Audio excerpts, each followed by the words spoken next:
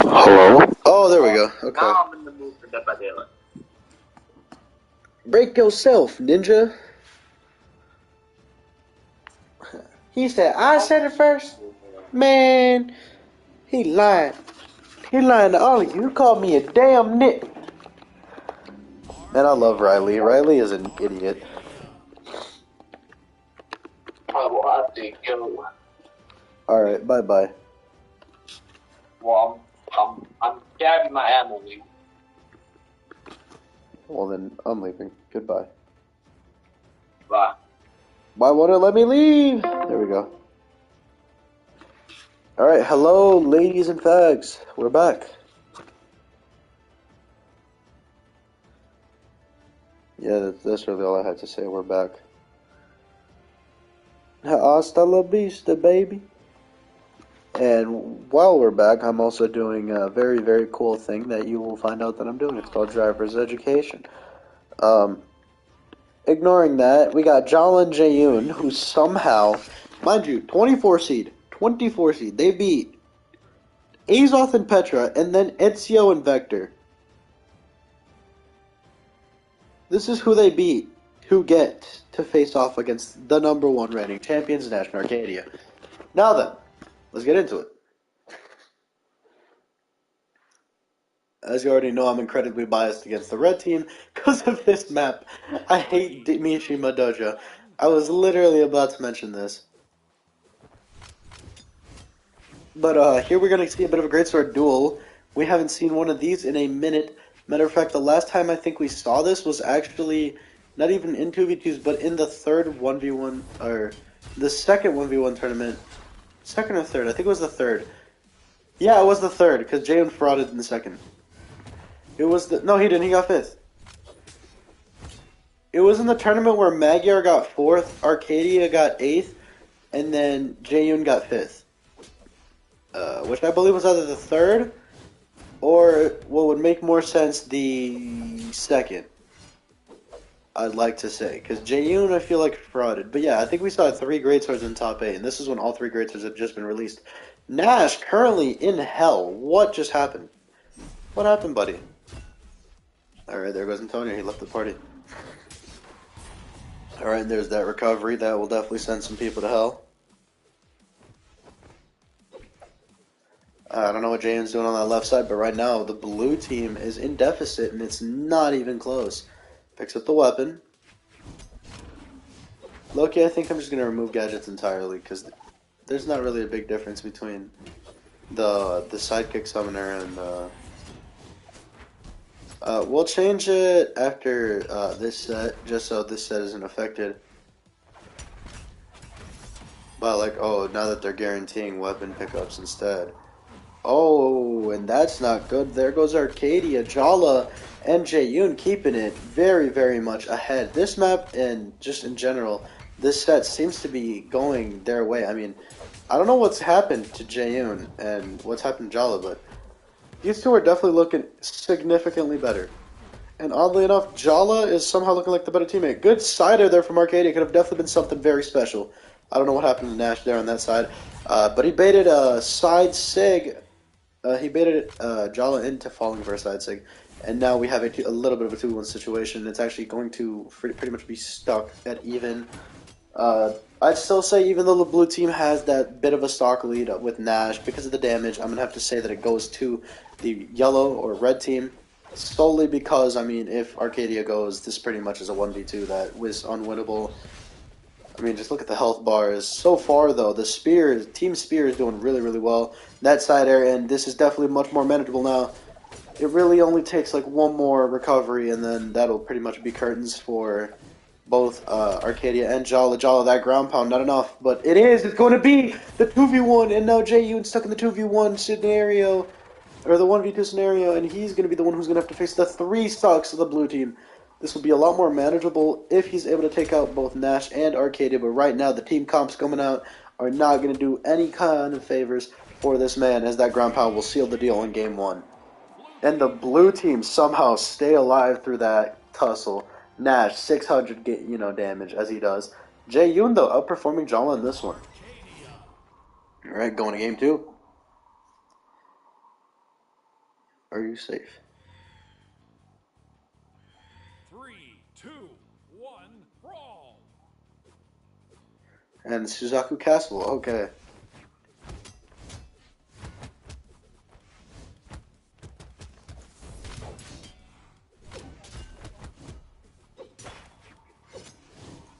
Alright, now we're getting on to the battle. Wow, the blue team just completely gave the red team a bit of problems instantly, as Nash, who has yet to even pick up a weapon, I assume, is currently actually in the lead right now. Also, this is best of 5, now that it's winners round 3. They have to win 3 games out of 5, not just 2 out of 3, so... Even if red team somehow manages to lose this game, which right now it's looking that way because Arcadia has barely been tickled, and Nash is weapon starving and baiting and just getting everything right now. It's really not looking good for the red team so far. They're gonna need to find some kind of team combos onto Arcadia in order to make this game a lot more manageable, and obviously they're gonna need to take out Nash as quickly as possible, which is a tall task for anybody in this bracket because Nash is an absolute tank who the only time we really only saw him falter, and I'm not kidding, the only time that I think we saw him falter was against Zol and Sidra. And that's because Zol and Sidra can just kill so much sooner than you'd think. And there goes Arcadia finally, 4 stocks to 4, but I mean, Nash pretty much undamaged in that 2v1, as it was a very short-lived one.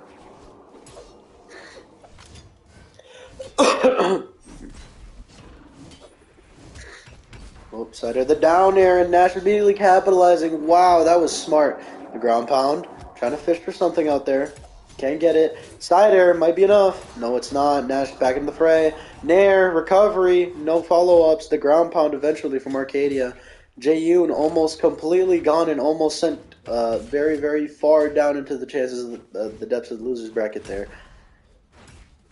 I mean, they may have one game left after this if they lose, but shit, this is looking like it's going to be very, very bad. This is looking very, very bad for the red team, as Jaeyoon is officially gone now. Team Blue is completely being the powerhouse that they were last tournament, and that's going to be it, I'm pretty sure. It will. 2-0 Nash and Arcadia. If the red team wants to progress, they're going to need to figure out a way to get better stats for both players. Jala nearly 500 this time, but damn, no stocks. Jaeyoon got the stocks, but nothing else. 356. This time, though, Arcadia and Nash. Arcadia with 600 damage, but Nash with the KOs. I mean, this is really just rough.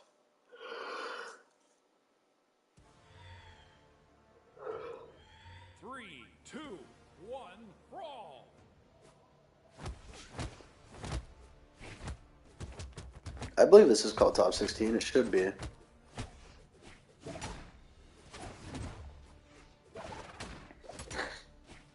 Okay. Alright, and at the top, we're actually just seeing blue team completely obliterate their opponents. Oh, but there goes Nash. That's not good. That's very big deficit there. And this is a bit of a 1v1 here that's actually going in the favor of the red team. Arcadia makes it back. Nash immediately alleviating that pressure, and they now applying it with Arcadia in sneaky little 2v1 opportunities that they've been getting. No nair from Nash. Nash kind of playing patient. Arcadia off the right side. Now both of the red team members very close. Now, what that is just really Jaeyoon who's left. And that side sig will secure that commentator's curse. And just like that, the blue team, in a deficit still, has tied up the stocks. Nash soon to go again. This is really bad for the blue team as Nash loses his weapon. Arcadia trying her best to alleviate the pressure. She's going to do even more than that and take Jala's stock. Jaeyoon seems to be next on her radar. Nash kind of just playing passively, just waiting for his opportunity to attack. The down air from Jaeyoon. The nair doesn't kill. Going for a recovery. Nair doesn't kill. The ground pound will definitely do it. The D-sig. The D-sig into an end light bait. Still no death for Jaeyoon. The ground pound will send him very far off the right side. Apocalypse is a terrible map for Jaeyoon. If you don't know, that platform actually does wonders for Spear. And yeah, Jala with another Ensig taking Arcadia off the side. That's 2 stocks to her name. The blue team in deficit. They can definitely make it a lot closer, though. It's going to require Jala to survive. And Jaeyoon actually he made it back! But yeah, this is still going to require Jala to survive, as now it's pretty much even. If anything, the blue team has a slight lead solely because of the fact that Jala is very, very much damaged now. And very much not as ahead in the game as she was before. And Jala makes it back! The ground pound whiffs! Nash, he makes it back. Jaeyoon, no weapon. They're going to have to figure something out here and quickly because that's it. It's a 2v1 scenario. The blue team have the lead. They're going to have infinite pressure with these spears. Will that be enough? Nair. Couple of whiffed attacks. Oh, sidelight. Stair doesn't hit. Nair. Keeping him in the air. Doesn't let him pick up a weapon. That recovery will do it. And just like that, Nash and Arcadia 3-0 Jala and Jaeyoon, sending them down to the loser's hellhole. And of course, Arcadia in the final moments, 675, 5 stocks. She's trying to take over Nash's MVP seat because she's been outperforming him in every set so far. Nash, 558 and 111. 1111 actually, my bad. Yeah, Jala and Jaeyoon just performed bad, but Jala overall did better than Jaeyoon in this set.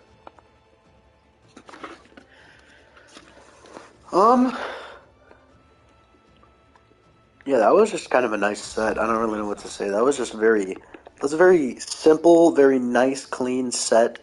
Nothing too crazy happened. I'm very much a fan of that. Alright, so next we got, oh yeah, this absolute cancer of a team. We have Fate and Teska going up against Thatch and Barraza, who I completely forgot even won their set because I thought that they lost to Team Rayman and Raptor. Or no, not them. I thought they lost to Lucian and Megair because that set was so close. I completely forgot. Alright, Barraza Thatch going up against Fate and Teska. I don't know what caused Teska to team up with Fate after having a top 12 performance in the showing with Caspian, but you know, his choice. I'm not gonna do anything about it. Oh my goodness. Oh my goodness. Oh my goodness. Holy hell. Holy hell, what is happening? I mean, right now, Teska is definitely regretting his decision as Fate tries to help him out, but it's not really working. I mean, he's just getting worked by Barraza as Thatch is pretty much untouched as well, playing that don't get hit rule, you know. Playing by the what the hell? The recovery, the axe recovery almost taking him out, the ground pound. Both of the orange team, the blue team members, moderately in orange. Oh, that ground pound and Barraza's gone! Fate, what a perfect ground pound! Perfect timing, perfect execution. Down air. Fate, so far, playing a very, very good supportive role as Teska finally is kind of starting to get into the game. Fate loses her weapon. Very, very bad. And so far, she's kind of been anchoring the defense. And that will be it. Just like that, the blue team retains their lead thanks to Thatch's survivability of not being able to get hit in this game. Now Teska with the gauntlets. Let's see what he tries. Nair. Side sig whiffs. Ground pound. Fate currently getting just tossed around by Thatch. The ground pound after the end and Barraza doesn't make it back. What a good move, Teska. Okay, good reversal, and just like that, it's officially a lead for the red team. This is a little bit different. You know, we saw the 3-0 from the blue team last time, but Barraza's getting handled. He's just getting cheekily taken out, and it's working. As Fate makes it back to stage. Tries to alleviate that pressure again for Teska as he makes it back. Good chase dodge out of there. And that side air might be enough. It will. What a creative way to take out Fate's stock. And that recovery might take out Teska. It will. 2v1 opportunity. The blue team might be able to pull this one back in. Teska, he's coming back in. He's kind of nervous. He doesn't know exactly what to do. Side light, good dodge. Backs up. They're going to 2v1 Barraza. It's not going to work. The N-Sig. The D6 spamming from Thatch, kind of alleviating that pressure, kind of creating that space that Barraza needs to breathe. That D-Sig, that's very bad. N-Sig, Barraza goes far, flying off the side. Not enough to kill him, though. The recovery doesn't take him out. Goes for another one. Teska dodges, just in case. The ground pound clash. Teska, safe. Okay, that recovery will take out Barraza now. Fate and Teska have to go through 2 stocks of Thatch, and that's going to be the first one with the ground pound recovery combo there. That has to have been rehearsed, because if that was on Instinct, that was really nasty. What a good little combination there for that team, though. Great execution. Great execution. Side air. Oh, Nair recovery. Doesn't get hit. Ground pound into Ensig. Just simple, perfect timing attacks. Ground pound. Recovery. That will do it. Fade and Teska clutch it up and take game one. 500, nearly 500 apiece, 3 stocks. Whereas Thatch kind of carrying Barraza a little bit. 744, 2 stocks for both players.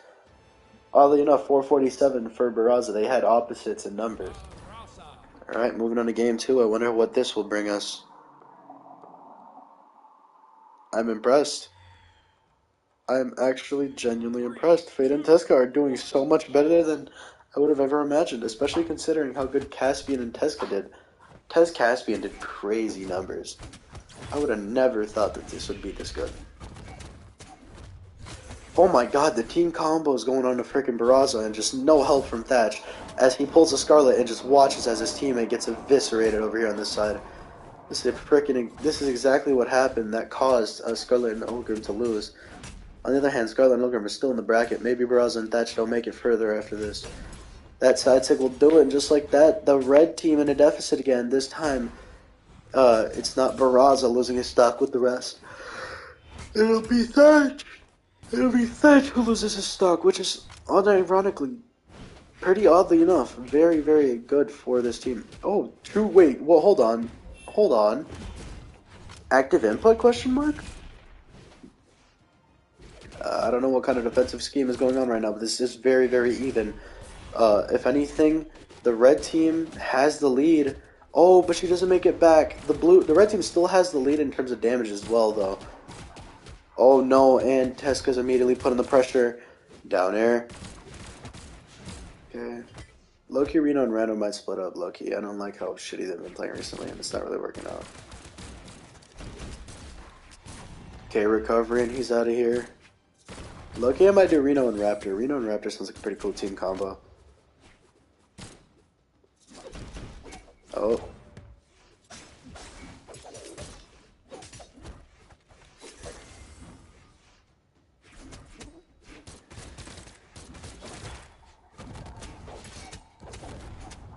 Oh, Nair. Good moves, good moves. Good, Ensig.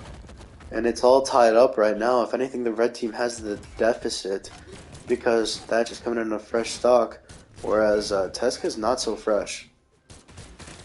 It's really a battle between those two to see who will survive the longest. And right now, Thatch is making sure that Teska does not get close. On the other hand, Barraza finally gets sent away, so the lead is somewhat in the blue team's deficit. What the hell? The lead is somewhat in the red team's favor. I don't know what the hell I said the blue team. Right recovery. Nair doesn't hit. And light. D-Sig. No, the N-Sig. That'll put the exclamation point on on Teska. Jesus, these names are so similar. Down air. D-Light. N-Sig. Playing a passive game here from the corner. That recovery will do it. Good catch on from Barraza. I think that the blue team will be taking game 2 on the momentum shift map. I don't know. Oh no. Oh no. This is not looking good. The double pressure now. This is almost exactly what they want. This is almost as good as their double blaster strategy. And the recovery whiffs. The D-Sig. She's not dead yet. There's a chance. There's one slight shimmer, but it's going to be taken out by Thatch as the sider is perfectly spaced. And just like that, it is a game apiece. Teska played terribly, but Fate 671 definitely showing up in that one.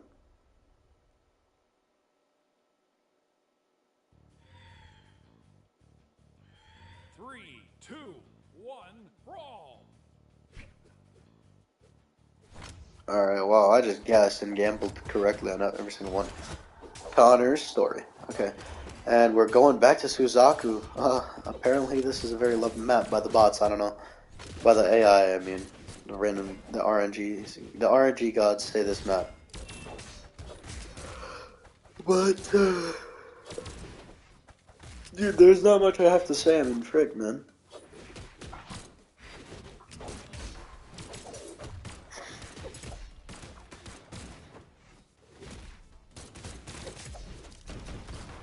hell. Oh hell.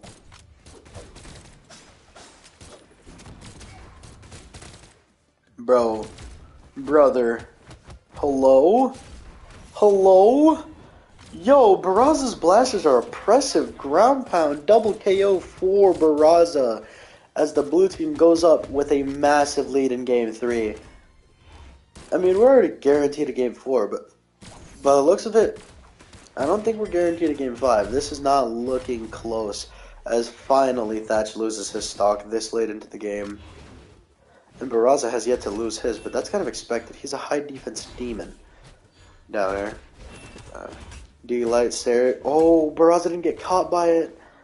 I mean, Thatch is very, very damaged, so they can definitely use that to their advantage. Bars. But for how long? I mean, Thatch is kind of doing his own job right now of just surviving and side-sticking Teska to the left field, bro. He said, go play midfielder, loser.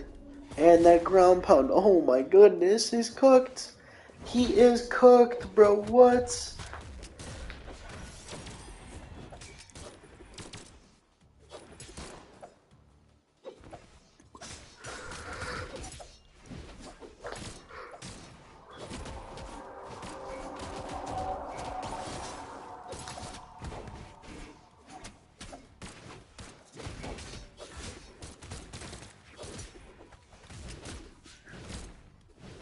Hold on now. Hold on now. Wait a minute.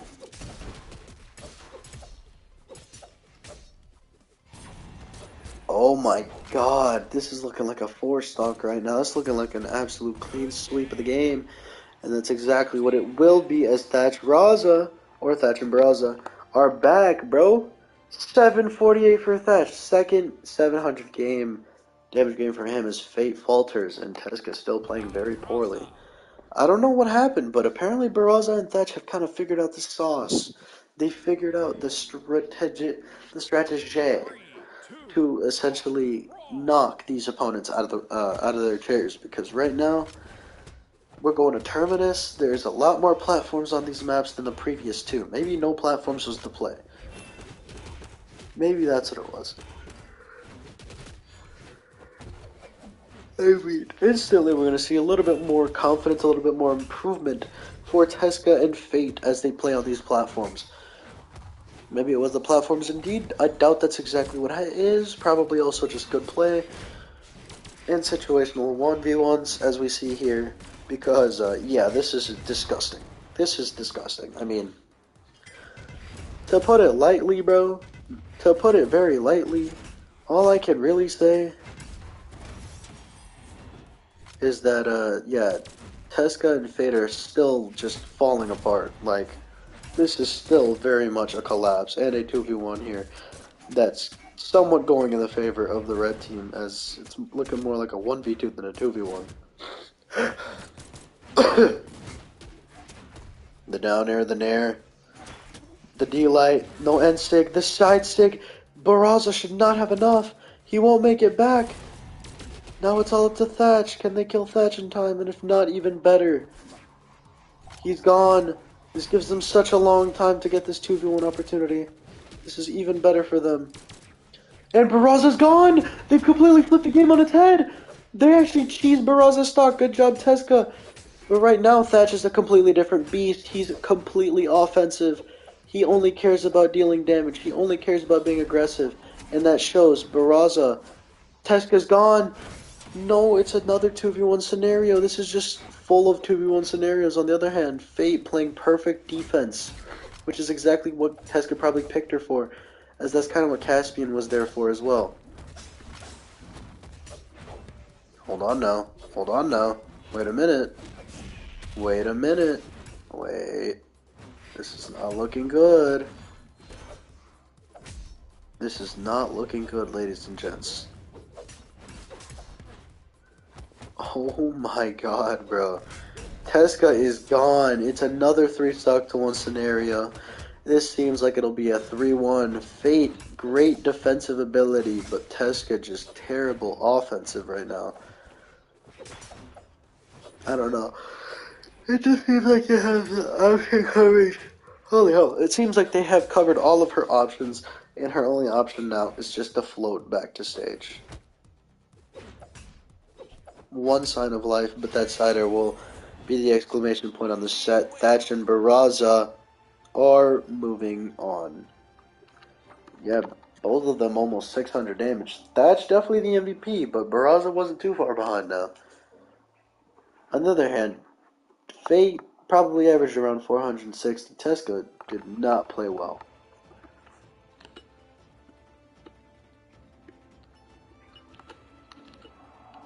No gadgets.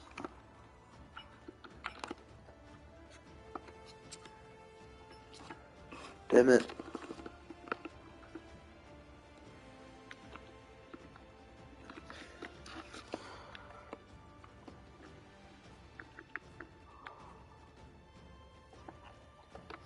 Wow, that was actually crazy. Also, I'd just like to say this is the only top 8 matchup so far that was like actually supposed to happen. Oddly enough, it's probably the one that nobody would have expected. It's Kaya and Koji, and they're facing off against yeah, a team that I don't know how the hell they're even here, bro. I'm gonna be honest. Ada and Artemis actually put up a really, really good fight. One that I didn't expect them to put up. But yeah, I wasn't surprised when I saw the outcome of the set. I mean, it's Sentinel and Cassidy. All right, these guys got third in the last tournament, and in the first one they got fourth. Okay, these are the most consistent placers so far. And if they continue on this reign of terror, they'll probably be eventually considered the GOATs. They really only need a first place title to overthrow, to be considered truly the GOATs, the greatest, but they have to face Nash and Arcadia to do so, because those two are still somehow in the tournament and the top side of the bracket. And I mean, to start off, I don't have much to say outside of we're on Suzaku Castle, and the blue team has built up a small lead. Oddly enough, Sentinel and Cassidy are always the blue team for me, so maybe that's what's been the favorite thing, because Thatch and Barraza won, they were the blue team. Nash and Arcadia won, they were the blue team. And then Sentinel and Cassidy right now, they have the lead over their foes. So, yeah, this is certainly interesting. Ooh, the N-Sig. I mean, I haven't seen much of the down Sig so far from Cassidy in general, both in 1s and 2s, and from the stream that we have. So I can't confirm much, nor can I guarantee much.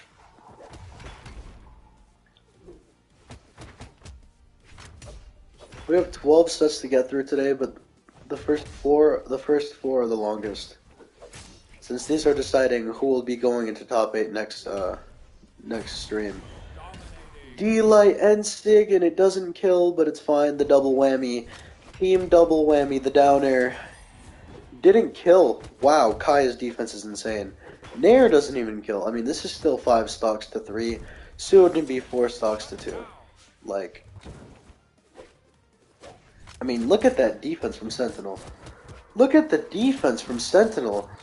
Oh, there he goes. Unfortunately, I dick rode him a little too hard, and the game was like, nah. And yeah, these stocks are tied for now. Instantly, Cassidy's gonna not even let me get it off. It's just straight up. Sentinel trying to inch towards a weapon. I mean, Sentinel in general is just very nervous right now, probably, considering how hard it was for him to get back to stage or even control the match at all. Recovery doesn't kill Koji, but it should next time. Sidelight. D-Sig doesn't kill Koji yet, but probably the next one will. Ground Pound Nair. Doesn't go for the recovery. He's trying to save it. Ground Pound again doesn't work out. And Sig. Kaya trying to make this a 2v1. That side Sig, it's not enough. Remember, Sentinel is the defensive front for this team. He's used to taking most of the hits. Oh. Oh. Oh, Sentinel. Sentinel makes it back. No, he doesn't. That's curtains. It's a 1v2. Can Cassidy clutch out? Trying to play defensively. The side Sig whiffs. Side air. D-Light. Side Sig's not working. Down air. She's playing perfect defense. Oh, the side step was the wrong direction. The down air, or the D-light doesn't work. The GC didn't work. Side air. The side air! Side air again! It's a 1v1. This is very close. It could really be either side. This could be Kaya and Koji moving on, or it could be Sentinel and Cassidy. Fun fact, if I'm not mistaken, this is a rematch. Also, for some reason in test features, they added this perfect dodge feature. I want to know what it is. I will read the test features later. The Sider disarms Cassidy. Kaya lets her get back. D-Light Nair will do it just like that. Sentinel and Cassidy, they take game one. Cassidy, 867, 6 stocks taken. Not only did she hard carry Sentinel by damn near doubling his total damage, alright? Not only did she do that, also Koji hard carrying Kaya a little bit. 80 more damage, 4 out of the 5 stocks taken. Not only did Cassidy hard carry Sentinel a little bit, she carried him a lot of bit. She took every single stock, and that's an MVP level performance. She almost had 900 damage. This is probably the highest damage and KO efficient game ever, bro. What in the hell was that? Go into game 2. Cassidy with an absolute clutch gene of the gods themselves. Really quickly, yeah, this is a rematch. Kaya and Koji lost to Sentinel and Cassidy 3-1 last time. So this was probably nearly as tight. And looking at it now, this is definitely going to be interesting as we're actually going to a pretty much completely different map. Double whammy, instantly putting the pressure onto the double, or I guess now the spear and bow, but the double bow essentially is what they were going for. Kaya and Koji though, very, very much interesting in their stats where like one's really fast and high defense and the other one's just really aggressive, so I guess there's that to the name, but yeah, Kaya's the first one down. Koji's kind of holding down the fort, not for long though, that Nair will take him out.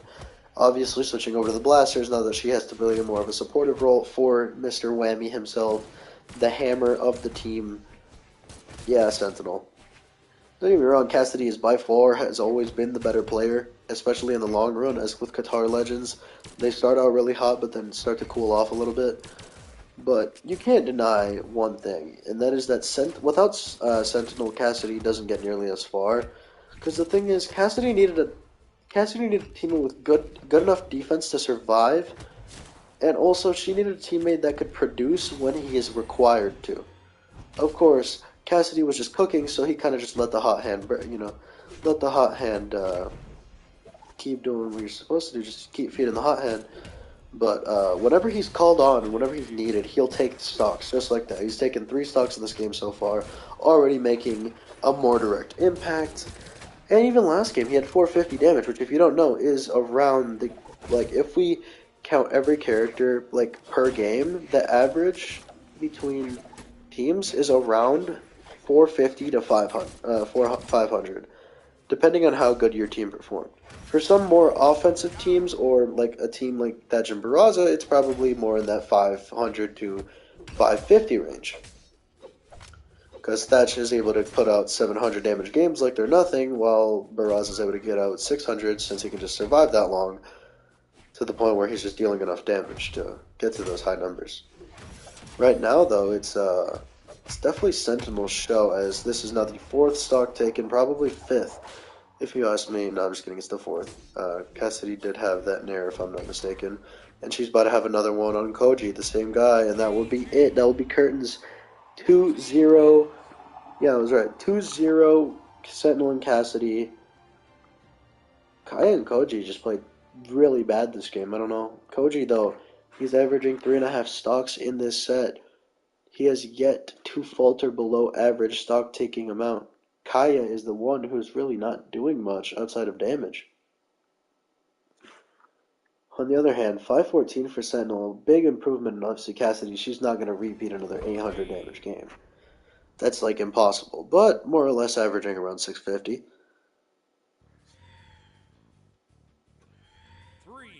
670 actually, now that I think about it. Be as it may, we're going back to Suzaku. I guess it was because they took the lead here earlier.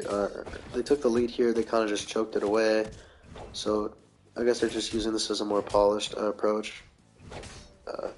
Ground pound recovery. I mean, right now it's kind of working a little bit.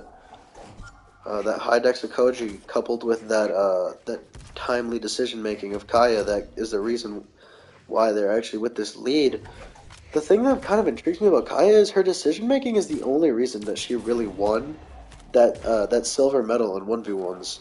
She didn't have better decision making or aggression than Nash, because Nash was just straight up better the entire tournament throughout, not even dropping a single set and dropping a total of, like, I'd like to say 7 games. But, actually, no, it wasn't even 7. It was probably around, like, 6. Or not 6, 5. Yeah, 5. It was probably around 5.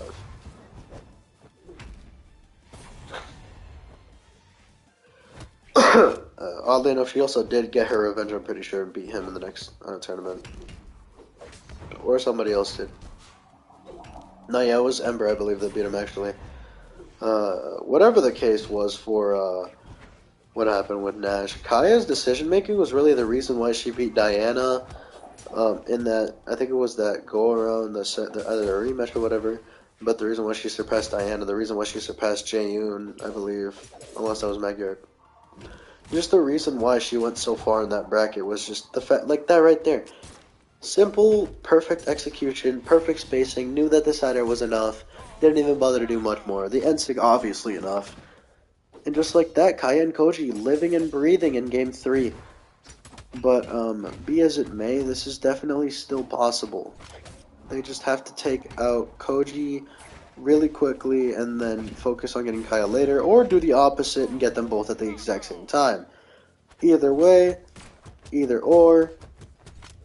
There goes Sentinel for some reason. I don't know what the hell happened, but yeah, it was Kaya and her decision making, I guess. I don't know. Completely messed him up. Disoriented him. As now, Cassidy's back in this 1v2 scenario on Suzaku Castle, and this time she's kind of going for a little bit more of an offensive approach that is not going to work because Kaya and Koji have definitely decided to play this a lot better and play more as Koji is a decoy and Kaya just is cleanup crew. D-Light, Dare. I don't know if they're trying to go for some cheeky little team combo thing going on, but Kaya says, no, let's just end it right now. 2-1, Kaya and Koji. Kaya, 532, 6 stocks, putting on her own little fantastic performance. She heard that I was saying she didn't do none more than get damage, so she took every stock for herself. Sentinel definitely faltering in this one heavily, but Cassidy slightly below average. Still got the 3 stocks though, so still definitely performing at a high level. Still averaging around, still has, like, I'd like to say 9 stocks taken in this set. Or not 9, that was guaranteed, like 11 stocks taken in this set, more or less. Somewhere around there. Yeah, 11. 11 exactly. But right now, it's a very, very good set. 2-1, Sentinel Cassidy. We're going back to Mishima. I don't know, maybe these two just really like this, these two maps. Or was it this or Terminus? One of the two, I think. No, yeah, I don't think we've seen Kai and Koji in yellow yet. It was probably Terminus or some other map. Again, whatever it was, blue team right now has a slight lead, but we all know Kai is very much willing to make that kind of decision, be a little bit more patient, wait for a reaction. That downer will definitely do it, and we're going to get 5 stocks to 5 tie. Sentinel may not be the better 1v1er, but he did have the less damage, and he has the better weapon. If you consider how many top 1v1ers there are. Yeah, Lin Fei, you know. Also, Sidra's second place, right? Sidra is the second best 1v1er currently right now, according to the last tournament. So, yeah, that's just something to watch out for if Zol and Sidra are still in the tournament, which I believe they are. Bro, Koji almost just got sent to Albuquerque. I don't know how Sentinel hasn't appeared. He probably has in the once. There goes Koji, but what was I gonna say? Man, I forgot what I was gonna say.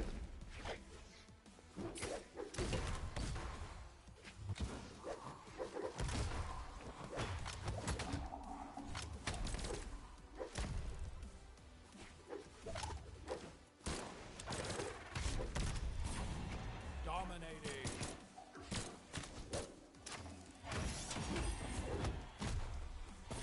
And yeah, now it's 2 stocks to 3. I was gonna say something about last tournament. in twos. Or was it even last tournament? Oh no, it was about the Brawlhalla 1v1 weapon meta currently, as opposed to the Bothalla. So in Bothalla, the meta doesn't really change according to how good a weapon is, as there goes Sentinel, and that will be a good 2v1 opportunity there. Cassidy tries to equalize, it won't happen, and yeah, it's up to Sentinel in this 1v2 to effectively get the job done. Side air, that side air will do it. It's a 1v1, he won the last one. Can he do it with the hammer this time? Remember, Kaya does have the higher placement. She has frauded before, though. And I do not doubt the hammer. If you don't know, for the first 3 tournaments, and I say this with absolutely zero regret and zero hesitation, hammer was the best weapon in Brawlhalla. Oh my god, and Kaya gets it! Kaya gets it! Kaya and Koji get it! To go on a platter, bro. Sentinel with 4 stocks, 625. Cassidy 520, still did her job, just no KOs. Fortunately, though, Kaya clutching that one out for her team, as Koji still 3 stocks. Just being the effective merchant that he is. We're going to get a Game 5, ladies and gents. I don't think this should have happened at all, but it's happening. As I was saying, though, the weapon meta definitely favors, in terms of 1v1 at least, it definitely favors the blue team, because Hammer has by far been widely regarded as the best weapon for the bots, because Hammer has won 3 tournaments, actually, in the 1v1 space. The only one it didn't win was when Bo was the best weapon, which makes complete sense, because that's actually the 3rd best weapon currently in 1v1s. Diana has 2 third places with Bo. Diana also has, I just wanted to mention this, Diana also has, I believe, she has 2nd place in 2s with that. Now out of the tournament, not important, but even though she's out of the tournament and fraudulent, she has some really good placements in the ones in the 1 space and in the 2 space. Also, not to mention, obviously Sword's up there, Jaeyoon, Sidra, Kaya's also there for the bow. Like I already said, Diana. Who else? Ember was 4th. But overall, the freaking 2nd best has to go to Qatar's, because Qatar's has 2 third places. Scythe. Oh yeah, Moonin also for 2nd for Ba. Scythe only has 1 appearance with Moonin in the grand finals, and really in the top 8 in general, we've only had two Scythes, I'd like to say. But Qatar's is by far the best, because top 8 Qatars that I can tell you placements right now, Ragnar, I believe, made it twice. We have Lin Fei, we have Queen Nai, we have, what's her name, bro? Ember, we have Ember, who got 4th, like I said. That's just 5 placements right there, which is more than Bo. Oh yeah, Hattori for Sword as well, I forgot about that. 3 for Spear, at least because of Nash's 2-peat, and, there's one more character that got it for Qatar's, though, I believe.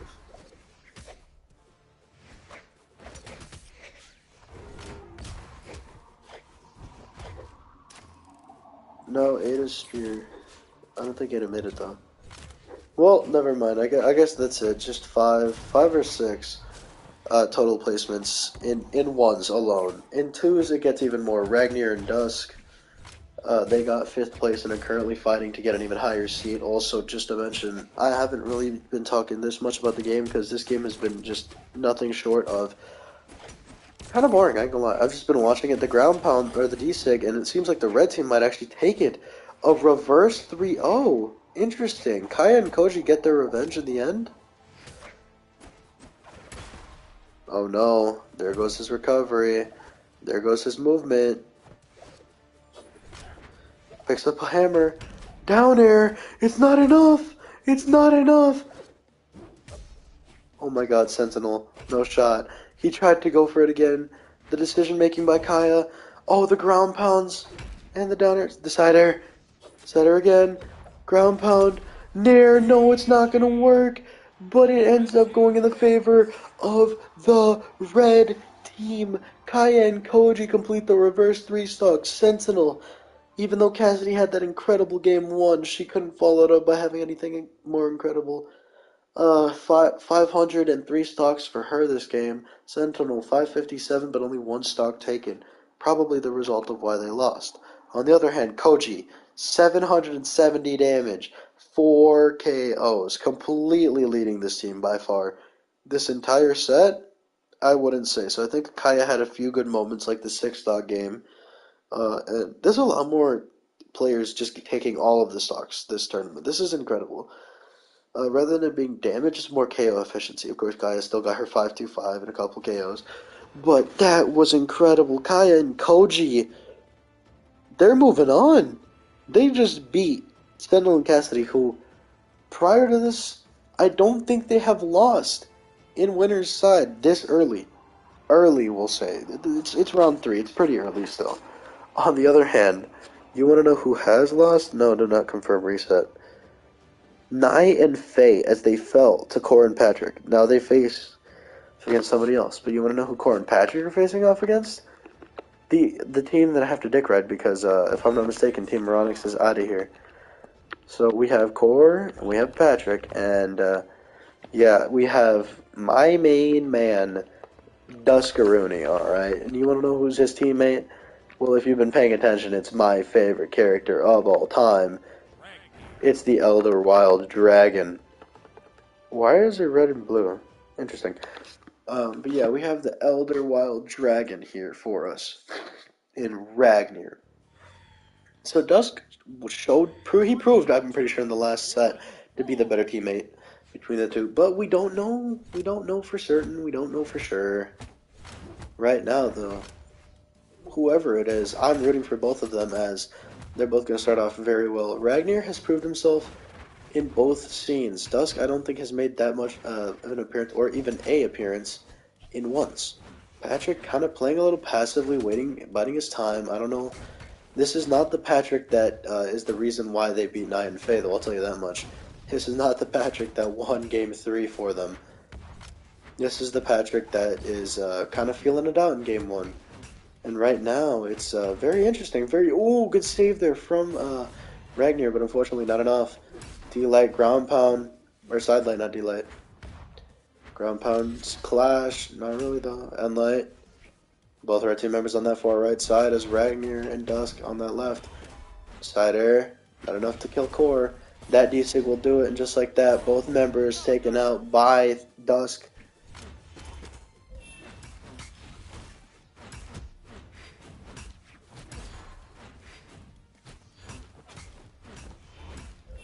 Wow, I just hear the piecing up. I just hear somebody getting pieced up, and I'm pretty sure it's Ragnar, which is actually not even that bad. Although, yeah, it's not really looking that good for Dusk now, which is very unfortunate and very, very bad for the blue team as Dusk finally goes, and there goes Ragnar. Now it's 3 stocks to 4, and this is the Patrick that won Game 3 for his team. Dusk with the weapon. Okay, they're going to try to hyper-focus on one of them, I think. Oh, no, they're going back to the 1v1 scenarios. I don't know what the red team's doing. I really don't. I guess, again, they're just all feeling each other out. Whatever is the case, right now, I mean, the red team's kind of struggling a little bit. Just a bit, though, because Ragnar's the one who's taking most of the damage, which is exactly what the red team does not want right now. Red team wants the Dusk to take most of that damage, because Dusk also has the worst defense between the two, as Patrick overcommits a little, and is kind of just leaving his teammate here in the fog. An incredible defense right now. This is insane good defending, bro. Yo, Ragnar and Dusk playing some really good defense right now. And now they're going to go on the offensive 2v1ing here. As, yeah, they're going to make it really, really difficult for Core and Patrick to even get a substantial lead in this game. Oh, they're trying to find something as Patrick's also trying to deal with Core. Dusk taking Core out, or not, I mean, Patrick's trying to deal with Dusk. What am I talking about? Right now, though, this perfect defense, this perfect edge guarding. Now they're going back on the offensive. They're going to wait it out a little bit. They don't want Dusk to go out. Ground pound. They're playing so patiently and so perfectly. And just like that, Ragnar and Dusk take game 1. Dusk 623. Ragnar 577. Oddly enough, this team's synergy going crazy. Patrick, though, 608. Just didn't take any stocks. This is definitely going to be a good set. And it's the last one of winners, so I'm really hoping it's really, really good. 3, 2, 1, brawl. Other road users. How the hell am I responsible for them?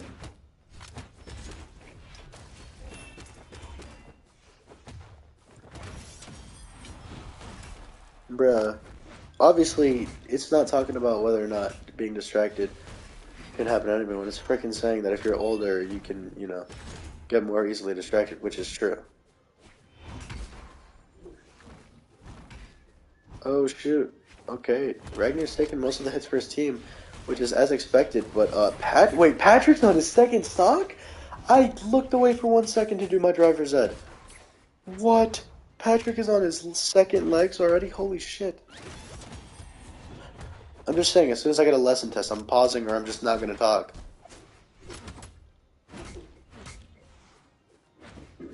Yo, Patrick is on his second legs. On his second stock. That's crazy. Everybody except for Dustin is on their second stock. Alright, and now we're going to see a bit of a 2v1 situation. Ragnar is just going to try his best to avoid it. But Patrick kind of just making this really good for them. Oh no. This is actually not even that good for the blue team right now. As if Ragnar goes down early here, that could be really, really shitty for them. I mean, don't get me wrong. I mean, the red team is kind of getting handled a little bit. No momentum shift so far. They were kind of banking on that Ragnar falls apart kind of strategy that's not really working anymore. As Ragnar's keeping consistent, and also Dusk just manning the boat right now. He's just carrying the boats. Dude, it's like Core's interrupting everything Patrick wants to do in terms of taking out Ragnar, and it's funny. I don't know, I just feel like miscommunications a little bit, and the down air. It's interesting though, because Core had a pretty bad teammate who we saw was a pretty bad teammate as SpongeBob, and Yumiko did not do good, and Yumi Core was the team. On the other hand though, something that interests me enough, why didn't Patrick go with SpongeBob? Why didn't we see the Rayman Taros combination? What happened there? And oh no, oh no, oh no, Taros is taking it into his own hands. The Unlight, nothing capitalized off of it. Ground pound recovery, ground pound. It's so bad, we don't know who's going to go out first. The ground pound's going to take Patrick out just like that. The blue team has the lead. Side light again. Recovery doesn't hit. Down air. Of course, that's going out there first. And the recovery, the perfect interrupt, and it's going to be 2-0 lead for the blue team. I did not expect this outcome. Patrick again, 600 damage, doing really good. He even took stocks. Core, not even 400 for the second straight game. We're really seeing the problem here. We are really seeing the problem here. It's 2-0, and if Core can't pick up the damage and pick up the pace, this is not going to go any better. It's been fairly close every time, and it's really just been the Patrick show. Like, they've had a combined 900 damage this entire time, so far. More or less. This time, 1,000. Like, it's just like, they just have to figure out how to capitalize, man. There we go. I mean, don't get me wrong, Patrick's offense and defense switches have been the reason for his 600 damage, and also just his incredible performance so far. Oh, there goes Ragnar! That's perfect Core with the cheese, and there goes Dusk. There goes Dusk. That's perfect for them. That's the kind of momentum they needed. Oh, wait. Okay, Patrick is back. Patrick is back. For a second, I thought Ragnar was about to double cheese, and I was like, there's no way he gets both of them. He didn't get either of them, so. Ground pound will take him out, and now it's a 2v1 scenario. They can kind of bring this back a little more. I don't know what the plan is. I think the plan is focus Core. That ground pound will give him enough time, but Ragnar kind of wants to focus on the edge guard. He says, oh no, that's fine. And they're going to focus on a 2v1, but they don't want to make it too easy for Patrick to capitalize and maybe take a couple hits. But unfortunately, they don't get much off of it, and yeah, it ends up just being the blue team still at deficit here. Pretty big damage deficit, too. Ragnar putting the hurt on. Dusk loses his weapon. He's disarmed. Down air. Tries to go for a trade. Ragnar, it's not going to pay off. Down air. Ground pound. There goes Core. There goes Core. And Bro, the blue team, Dusk is dominating. He just completely tied it back up. He's just putting it in his own hands. This is really just a duel between two titans, Dusk and Patrick right now. This is insane. Don't get me wrong, both Ragnar's been playing good. Core's been playing a little subpar. But like, dude, this is just kind of a clash between titans right now, and I mean Patrick's winning. In this game so far, Patrick is winning. But overall, I'm going to have to say the blue team's winning mainly because of that Ragnar versus Core matchup that's constantly going to favor Ragnar. But right now, it's looking like it might go to Core. Patrick makes it back. I mean, right now, Ragnar and Dusk are so in sync that their defense is just not letting either of these two players get in. Neither of the legends can get in. These Titans are clashing, but for how long? This hider doesn't hit the D-light. This is exactly what I'm talking about. The option coverage isn't crazy. The option coverage is crazy, and it's going to be a 1v1 between these two Titans in the end. Can Patrick clutch it all out? Oh, and he can! That's going to be enough! Patrick able to do it for the team. And he only took 2 stocks this game. My goodness, Patrick, what a way to freaking clutch it up. 544 with 4 KOs. Unfortunately, Ragnar playing worse than Core. That's exactly what I was talking about. Core able to step it up at the very, very final moments, able to win that game for his team. Of course, Patrick, 2 stocks. There was pretty much no way he loses this unless he plays terribly. We're going to Game 4, baby. Game 4. I told you it was going to be a good set. I told you, because I knew Patrick Star was doing incredible things. Oh my god, Core, he accidentally saved Dusk in return kills him. This is going to be a good lead for the blue team, and they have the game leads as well, too. You know, you could say the red team has the momentum, but clearly after that, their momentum shot. It's stunted. Their growth is definitely not going to be as big. Their development has been cut in half. Cider, I mean, right now, Dusk is playing perfectly, able to defend for both players. Able to defend for both himself and his teammate. I mean, right now, we're seeing exactly what we wanted. Dusk's spear. Wait, I just remembered. Dusk has a top 8. Dusk has a top 5, I believe. Yeah, Dusk has a top 5 in 1v1s. I forgot. The comeback king. I completely forgot he was the comeback king. The dude who reverse 3-stocked, and reverse 3-stocked Val, all in the same set. All in a 4-game set. He lost 1 game. And the other 2 he won. Or the other 3 he won. That's insane. I completely forgot about him making top 5 and only losing to, I believe, J.M. I would like to say. If not, Caspian. One of the 2. Whoever he lost to, though, I completely forgot. Dusk has the higher placement between him and Ragnar. Dusk is actually secretly the better player.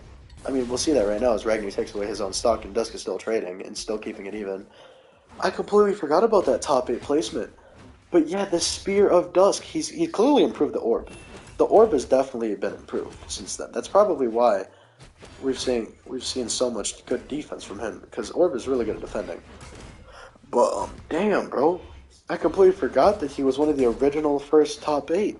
He was one of the first 8 to get nominated, as well as Val, who has literally done jack shit since. I streamed that one on Twitch, so you'll never find it, because it's gone. Digital footprint does not exist in this dojo. And just like that, it is a 2v1, but unfortunately this time, the blue team does have the stock lead. I mean, even if Dusk doesn't pick up a weapon, I completely forgot. His defensive abilities have always been exceptional, especially on that spear. So don't even, like, if he picked up the spear there, don't even bother, because, like, playing offense against this guy is insane. I forgot, he's one of the OG 8. He's one of the OG 8. So is Patrick in a way, because Taros is one of the OG 8, so in a technical sense, you could say Patrick is one of the OG 8. Realistically, he's not. But thanks to that, Ragnar and Dusk are going to take it. Ragnar actually outperforming Dusk in this final game. But Core is the only reason why they lost. Of course, Patrick didn't do much either. Didn't do as much, I meant. But, like, dude, that one was on Core. 248 is insane. Ragnar and Dusk are moving on 3-1 over Core and Patrick. I am in awe, because that means... If you don't know what that means... Oh, never mind. For a second, I thought Core and Patrick were going to get a rematch against Night and Faye. Never mind. They could, though, in top 4, if they both move on far enough. In top 4, they could. I'm not saying they will. They could. Right now, though, we're gonna see another one of my favorite matchups, bro. I'm giggling at this. Hold on.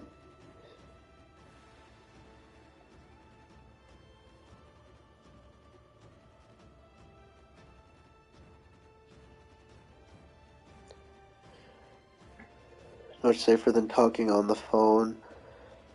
What percentage of teens in a recent study said they have been in a car while the driver was texting? Probably 70, yeah. Another 6-minute video. Lovely. Go, what the hell? Play the video, I'm not gonna stay here forever. So it was Nyan Faye versus, who? Oh, Olgerman Scarlet. Okay. This is another really good set.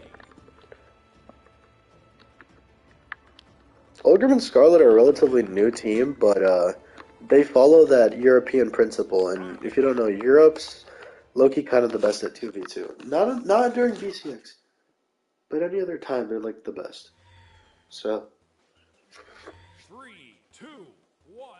you can't really take that away from them. This is a 5-minute video, so by the time this first game is over, the video will probably be over.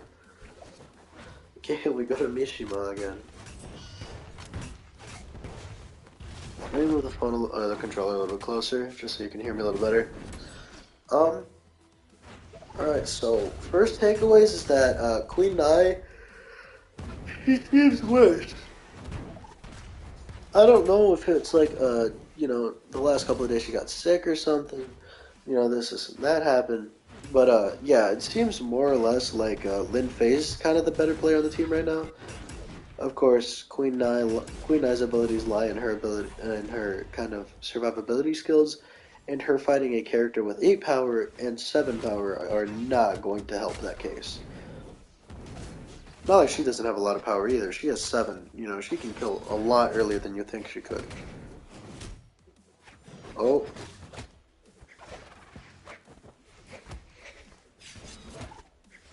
Bro. She's living life on the edge. Queen Nai is kind of just being carried right now by Lin Fei, as Lin Fei's defense has clearly been the opposing force right now. Ground pound recovery, the solo combos. I don't know. I feel like Queen Nai is just kind of telling her underling to go cook while she's preparing the table. I don't for the feast. This isn't. I mean, right now though, Queen Nai's playing a little bit better. Maybe facing Oldgrim just gives both of them confidence. As obviously, Lin Fei is exploding with confidence right now. I mean, this is the Lin Fei that we saw in 1v1s get 3rd place. I feel like the only reason she didn't go further is solely because she had to face an absolute demon of an offensive piece in Taros. That's really it. Well, enough, I don't remember if Min and Taros are still here, but I'll tell you what, the stocks have just been completely cut off from Tide, as that's now 2 stocks to 4. The yellow team / red team is not in a good position. This is not good for the red team. And there goes Scarlet, ground pound, and that's another 2 stocks for Lin Fei. Are we even going to see Queen Nai participate in the killing spree? Are we even going to see Queen Nai perform? Because right now, this is all Lin Fei for the red team. This is all Lin Fei for the red team. This isn't like close. This is just straight up Lin Fei. This has been straight up only Lin Fei, and now that Queen Nai is the only one that's left, shocker, we're just gonna kind of see her fall instantly. As Olgrim and Scarlet claim match 1, and it's really not close. Queen Nai somehow did more damage, which I don't know how. Maybe she was just hitting both of them coincidentally. Whatever the case, Lin Fei did almost as much damage and took every single stock for her team. That was so obviously all Lin Fei. I don't know what to say. I don't know what happened to Queen Nai. Maybe she doesn't like the color red, but whatever the case, your back is against the wall now. Because remember, we're in losers bracket now, buddy. You don't have that extra game of breathing room that you should have had if you would have won, or you would have had if you would have won against Court Patrick. All right, your breathing room is gone. This is it. This is the finish line for you if you do not win this game and the next. Like, you only get 2 games, and that's it.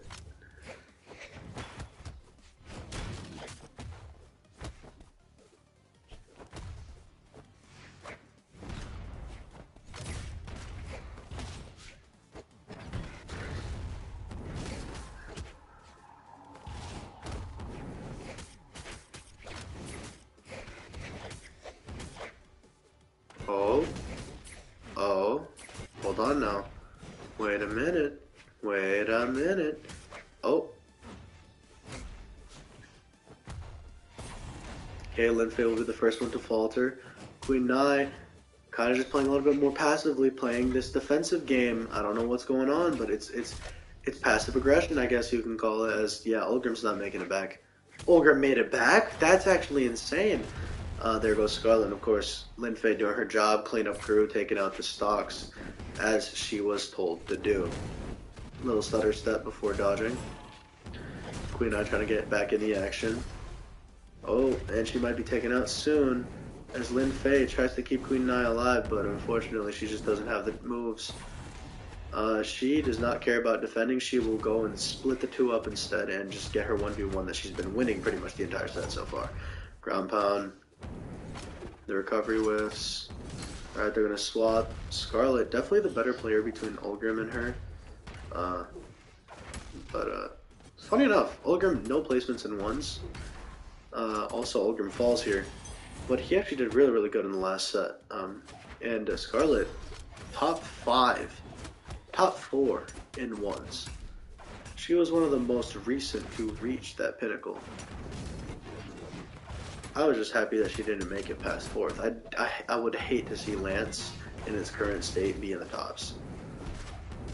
It's already a strong enough weapon. I don't need it being dominant in my damn tournaments as well.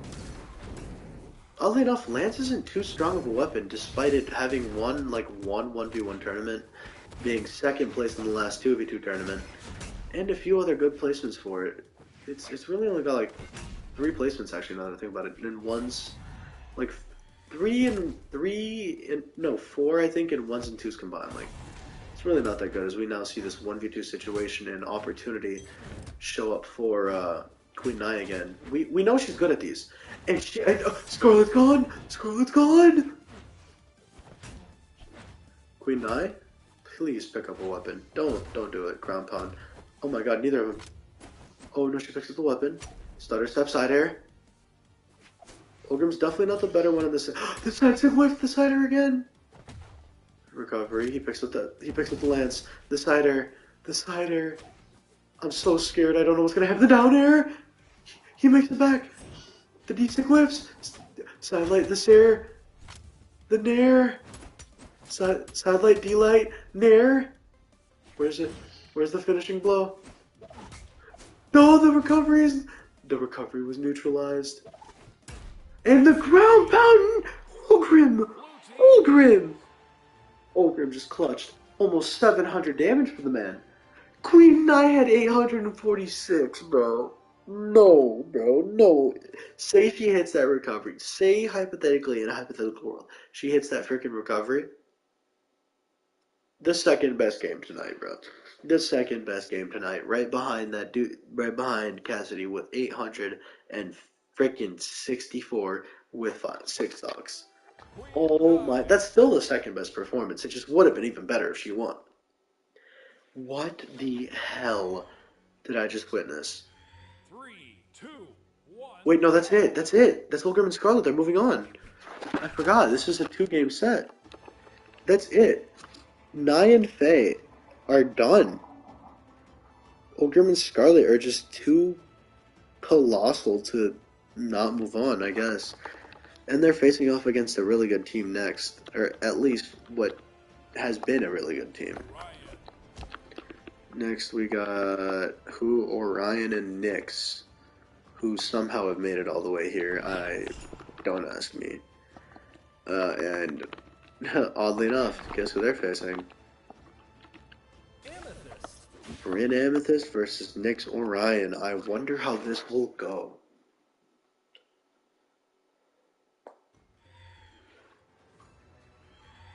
I genuinely do wonder how this will go, because this is very interesting.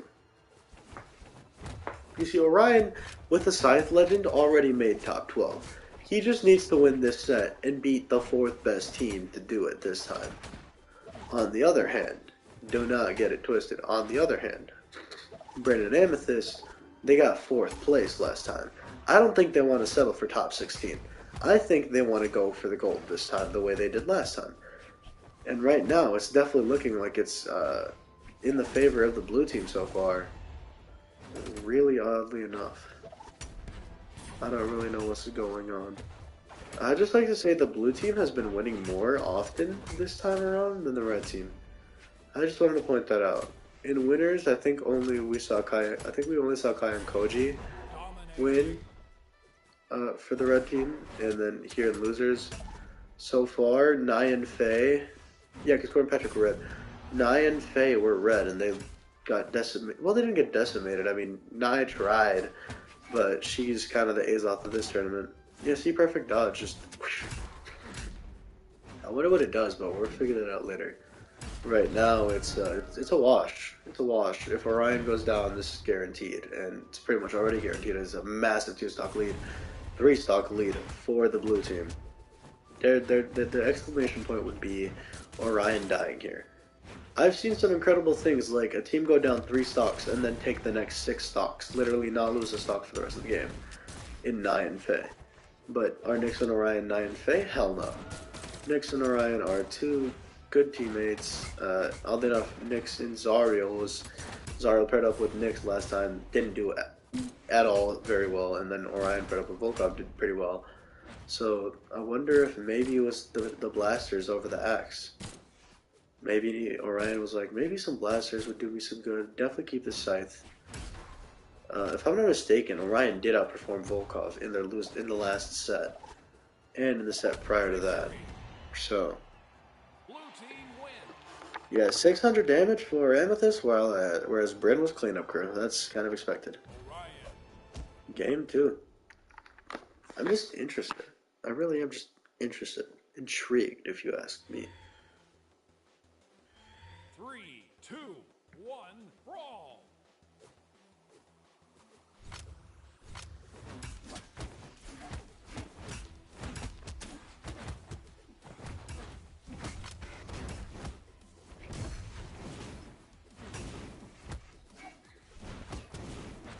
Oh, hold on. Side air. Wait a minute. Wait a minute.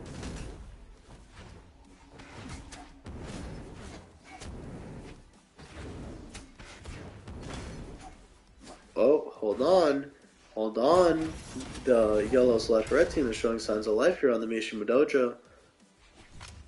Blue team member Bryn goes down this time. And there goes Orion again, and there goes Nyx. Okay, it's all even. It's all even. Bryn is jumping around like a bunny. Pop, pop, pop like a bunny do. The down sig. Okay, the unsig. Orion does not give a shit about a weapon, even though probably a lance right now, or even a spear would benefit him greatly. And instead he will just keep scrapping. As right now, Nyx is completely toying with Amethyst, so that's definitely a matchup you want to keep going. On the other hand, Orion, pick up a weapon, please. Ground pound. Side air to keep herself safe. Yep, down air. Chase dodge. Okay, trying to put some pressure on the opponent as well. Down air. Wow, Nyx is just playing incredibly well right now as Bryn is gone. No, she touches. Bryn does indeed touch. Okay. Recovery. Side air. Okay. I guess Orion wasn't ready for that combo there. Okay, the side air. That nair will take him out, and just like that, the red team that once looked very, very promising here is not looking so promising anymore. The side air will take her out, and just like that, blue team a little bit in deficit. If they take her out, perfect team combo there. Now they have a great long 2v1 opportunity, and it seems like Nyx just wants to take her all the way up to the skies. There are 3 females and a robot on this map. This is great. I love this game. I don't know what the hell happened to Orion, but he used all of his options on killing himself. And because of that, it seems like Nyx is stuck in an impossible situation. Hey, maybe her and Queen Nai can team up this time. Because, yeah, Orion didn't give a damn. He was like, yeah, whatever. It's over. We're cooked. Like, there's no reason. There was no reason, and that's going to be it. That side lane into ground pound is going to do it. Just like that, Brandon Amethyst move on to face off against Jala and Jae-yoon in the next round. Wow, okay, yep, Amethyst 612 again, more or less. But this time, 4 stocks to her name as Nyx obviously outplaying Orion. Wow. I'm just confused. I am upset. That was so quick and so, for lack of a better term, anticlimactic. It was just kind of over. I don't really have another way to put it. It was just over. Like, Orion just was like, yeah, I'll settle for 16th as long as I'm not, losing the first 2 rounds. I don't care, I guess. Eh, whatever the hell the case, Brandon and Amethyst are currently making the run. And, yeah, Ember and Chief are facing off against Lucian and Magyar. Is Ember going to lose in the 3rd round for the 2nd straight tournament? I don't know. Let's find out. On the other hand, I'm impressed because, yeah, I didn't think the team that got 3-1'd by Thatch, or no, wait, no. My bad. I didn't think the team where that 2-0'd Moronics 2-0, like they didn't lose a game. They were just straight up I mean, Onyx was playing like an idiot. But they just completely dog walked Team Moronics, one of the still top favorites to win this, even though they lost in like the 3rd round last tournament. They dog walked them and then decided, you know what? That's good enough for the tournament. We don't need to face 2 top 4 teams and win. I mean, right now though, Ember and Chief are not looking so prominent. On the other hand, neither are Lucian and Magyar. It's very, very even so far. Nothing crazy special. No specific dominance displays. I mean, right now, obviously, Ember's going to do her job and be cleanup crew and take stocks. That's what she did for her team last time, averaging 450 damage and 3 KOs a game. I'm never going to give another metric that gives me specifics. I'm simply going to give a metric that just kind of says all around what it is.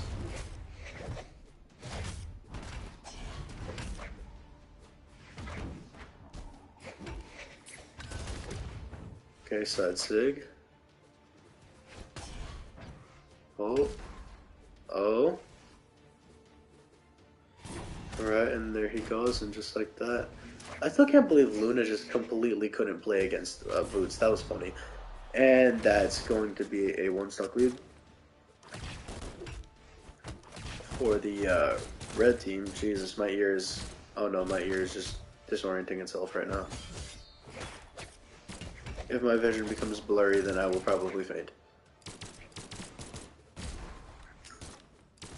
I just wanted to state that really quickly. That my vision has essentially failed me, so... Oh, and there goes Magyar, just like that. I mean, now it's a 2v1 situation for Team Red, and oddly enough, they have all of Lucian's weapons. So they kind of just know they can take him out of the game by counteracting. And yeah, because of that, as I was saying, and figuring out the counters and the answers, straight up, just 3 stocks to 1 against Magyar. Now, is this doable? Hell yeah. Why? Magyar is, one of the 4 fourth placers. Of course, don't get me wrong. Ember also placed 4th in a 1v1 tournament. But Magyar has very much got that clutch gene, and he showed that last set. Unfortunately, to show it in back-to-back sets doesn't seem like it's going to be his forte, as Master Chief with 656 is going to lead his team past the curve. Lucian and Magyar are now down 0-1. How will they come back? Also, why is Ember and Chief actually low-key kinda nasty? 3, 2, 1, brawl!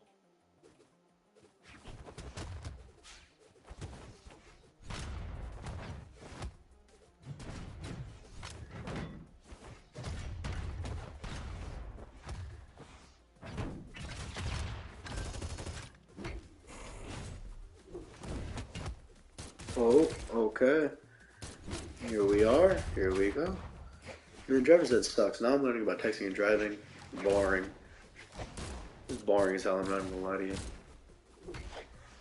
I just hope I finish the lesson before like 11:30 or whatever, so that I can do technically 3 lessons in one day. Although the thing that sucks is if you finish if you start a lesson at 11 p.m. but finish it at like let's say 12 a.m. like 12:02 a.m. it'll count as a lesson finished for the next day, not for the lesson the day it started. So because of that, you're not really getting both lessons a day. You're only really getting one, which sucks. So you have to finish both lessons before 12 a.m. Which blows major ding dong, but here we are. Oh, hold on now. Wait a minute. Wait a minute.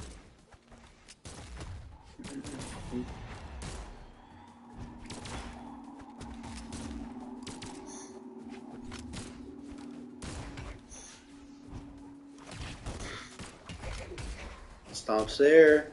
I mean, the red team right now is definitely in deficit and definitely not doing as well.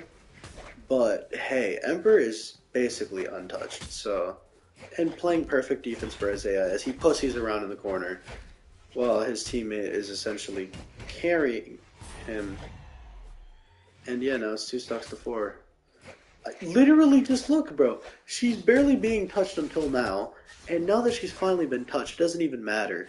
Because it's like, bro, her defense is so incredible, and her teammate can't capitalize. And her offense is even better. Like, bro, how do you not capitalize on an opponent or on a player that's literally giving you the keys to their franchise, essentially? There you go. Now you take out him. Now you take him out, but you give yourself a little bit of time so that you can get this 2v1 opportunity. Perfect. 2v1. Apply pressure. Great. Now your teammate's in red. Protect her. Take the hits for her. Take the fall for her. She's been cooking indefinitely. There you go. Oh my god, I just realized he's on red in his final stock as well. I didn't even know that. Notice that. Oh, and there goes Ember, and soon will probably be Chief. That Saturn might be the end. Oh, no, nope, he used all his options. Will he make it happen? No, that recovery will definitely cut. That'll be the cap. Lucian and Magyar take game 2 very convincingly. Magyar 631, 3 stocks, my bad. Master Chief took all the stocks and did 40 more damage than Ember this time. Ember, oddly enough, played a little subpar, just a bit. We're going to game 3 though. We're going to game 3 and we're going to progress. And of course, game 3 is on Suzaku Castle. Man, they really love this Street Fighter map. I don't know why. I don't get it. I don't get it. It's better than Mishima Dojo, but I still don't understand why they're so obsessed. They're so obsessed with this map. I don't understand the obsession personally. Right now, though, it'll be the blue team in deficit, as yeah, the red team's just constantly ground pounding and pressurizing their opponents with ground control. Seeing as there's no extra platform to escape to, they're going to use the power of their signatures and essentially their overwhelming option and space coverage to, well, overwhelm. And yeah, the only one who could possibly survive that is Magyar. His defense is high enough. On the other hand, Lucian is probably not going to be able to survive that. He can still cuck a couple stocks there from Chief. I forgot his name for a second. Whereas Ember can also do a little bit of damage here.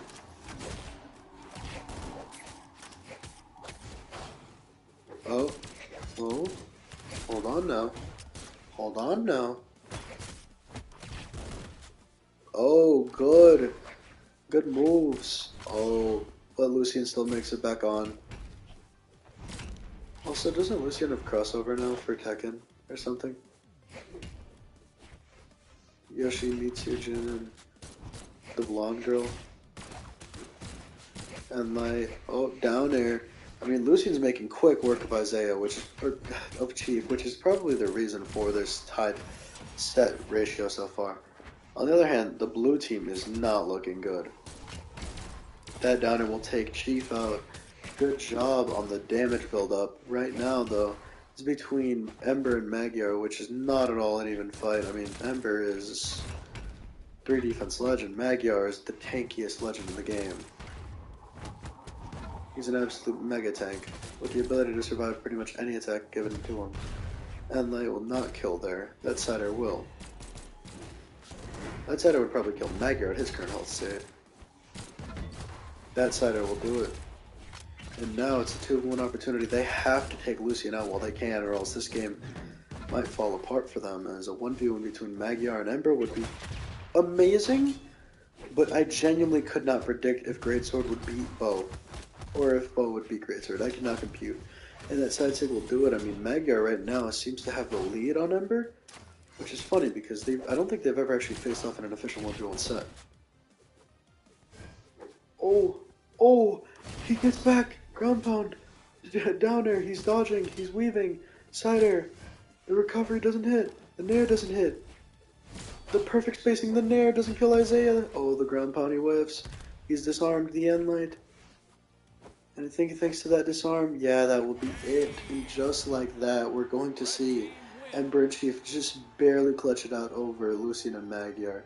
Oddly enough, Magyar's performed worse, even though he was in that 2v1. I don't know. I guess it was just he wasn't really too participative in the fight or whatever. He wasn't really that invested.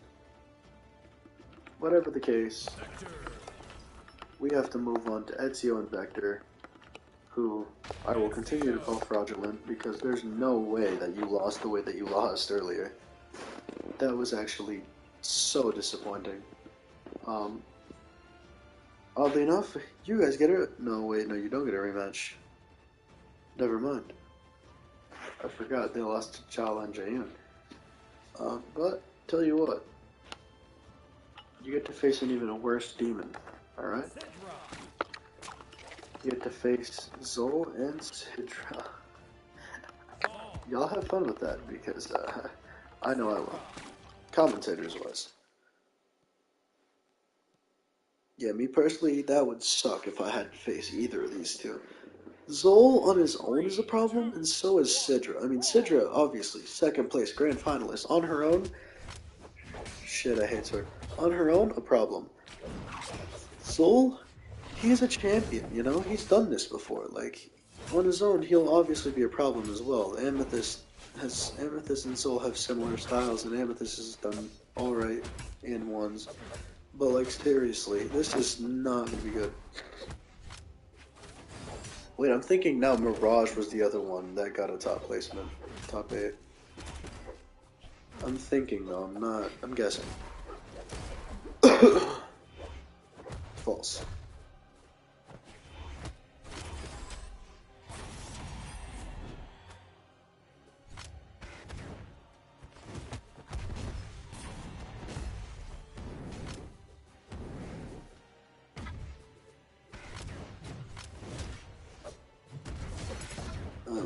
Finally, the lesson test. Okay, so yeah, I won't be commentating this one for a little bit.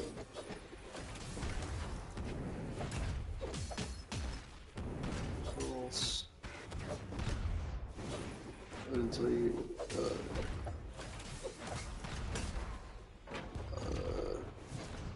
Sharing a stop sign. False. Not worth it. The blue team right now in the lead, but this can change. It's not completely insurmountable just yet. Although, with Ezio being the one with one stock, this could be a little bit less surmountable, as he is kind of the backbone of their defense. And,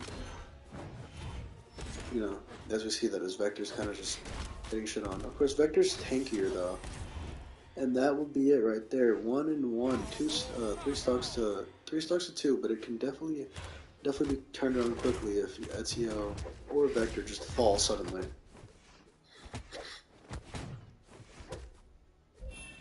Come on. He was thrown 75 yards. And that's exactly what I was talking about. There goes Vector. Oh, but there goes Zol. That's not good. Right now, it's all up to the red health of Sidra. False, anyone could be distracted.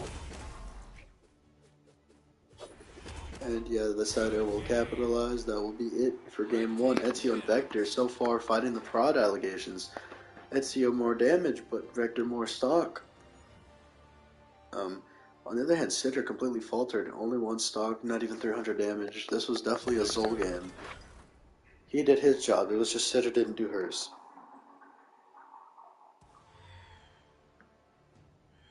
Three, two, one, brawl. Before you even get into the car, collect your thoughts and remain calm.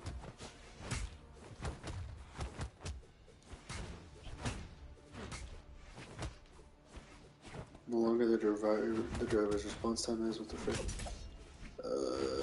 Make poor. They think they're invincible.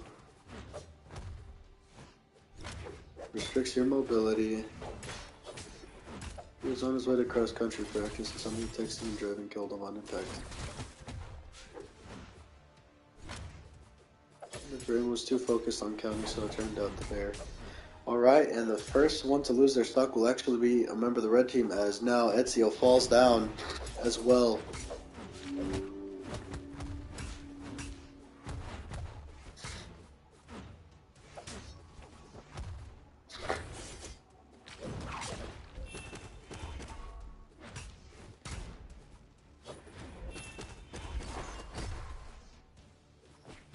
I mean, these are all cognitive distractions if you ask me.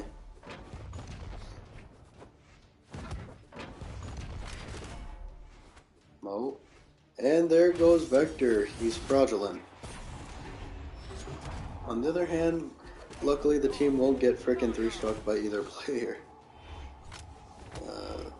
Alright, last question. She was drinking and driving. She had a tire blowout. She was talking on her phone. What was the reason for her first crash? Alright. 19 out of 20. Yeah, the one question I wasn't sure. Eating or grooming? Okay. Cool. So now I'm on lesson 25. Yoo-hoo. Alright, back to this. So it seems as though the red team is definitely in deficit. Yeah, that's probably because Vector just decided to fraud out of nowhere. As he does, as he should.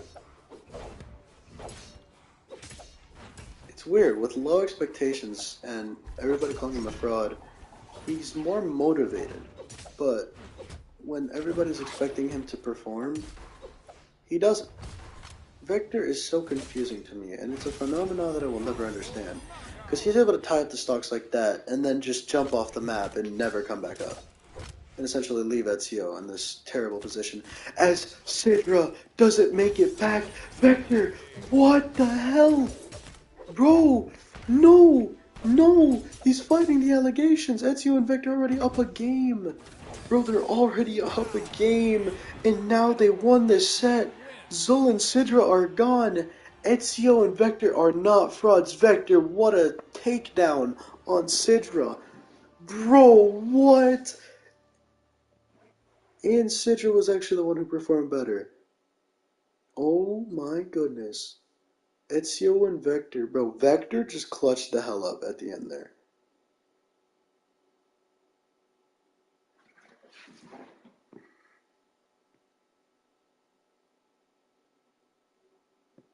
That's actually insane. Dude, what? And Ezio also had 584. Like, he was cooking, bro. He was cooking. Alright, next we have Fate and Tesca versus Olgrim and Scarlet. Alright, let's get this situated. Don't even try that. Fate, Tesca, Olgrim, and Scarlet, if I'm not tweaking out.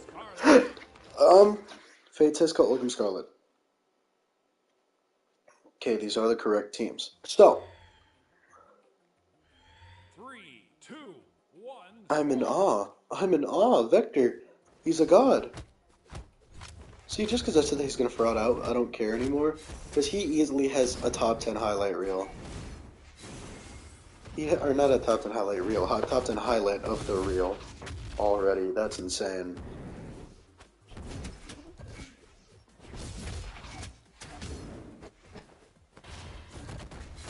Right, we're starting off really, really hot here with these red team members actually taking a bit of a slight lead here against Ulgrim and Scarlet. Maybe it was because Scarlet didn't pick up a weapon until now. On the other hand, both Ulgrim and Fate have both been disarmed now. Teska the least damaged. Very interesting start to the game.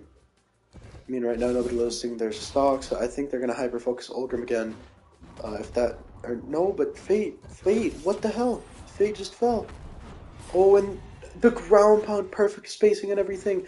Teska being able to take out Scarlet there, as Fate immediately tries to take out Ulgrim herself.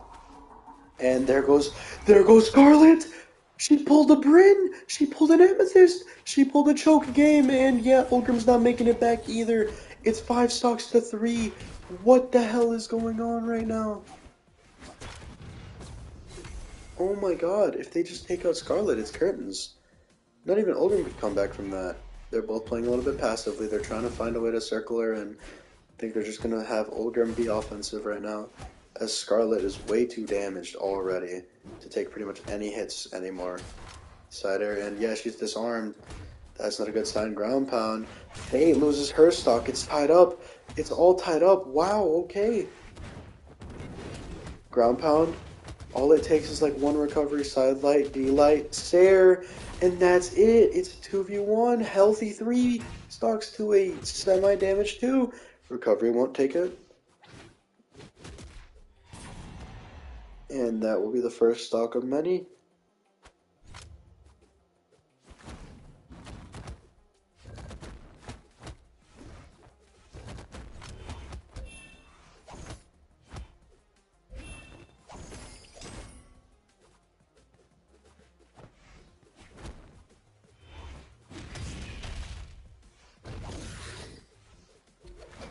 Okay, is there anything special going on, or is he literally just getting cooked? Nope, they're just straight up setting up a really, really good wall of defense. Wow. Scarlet, your ass. I'm sorry, but you're buns. You're so buns for that. That is actually so sad, as Fate officially takes that game and potentially the set because of that.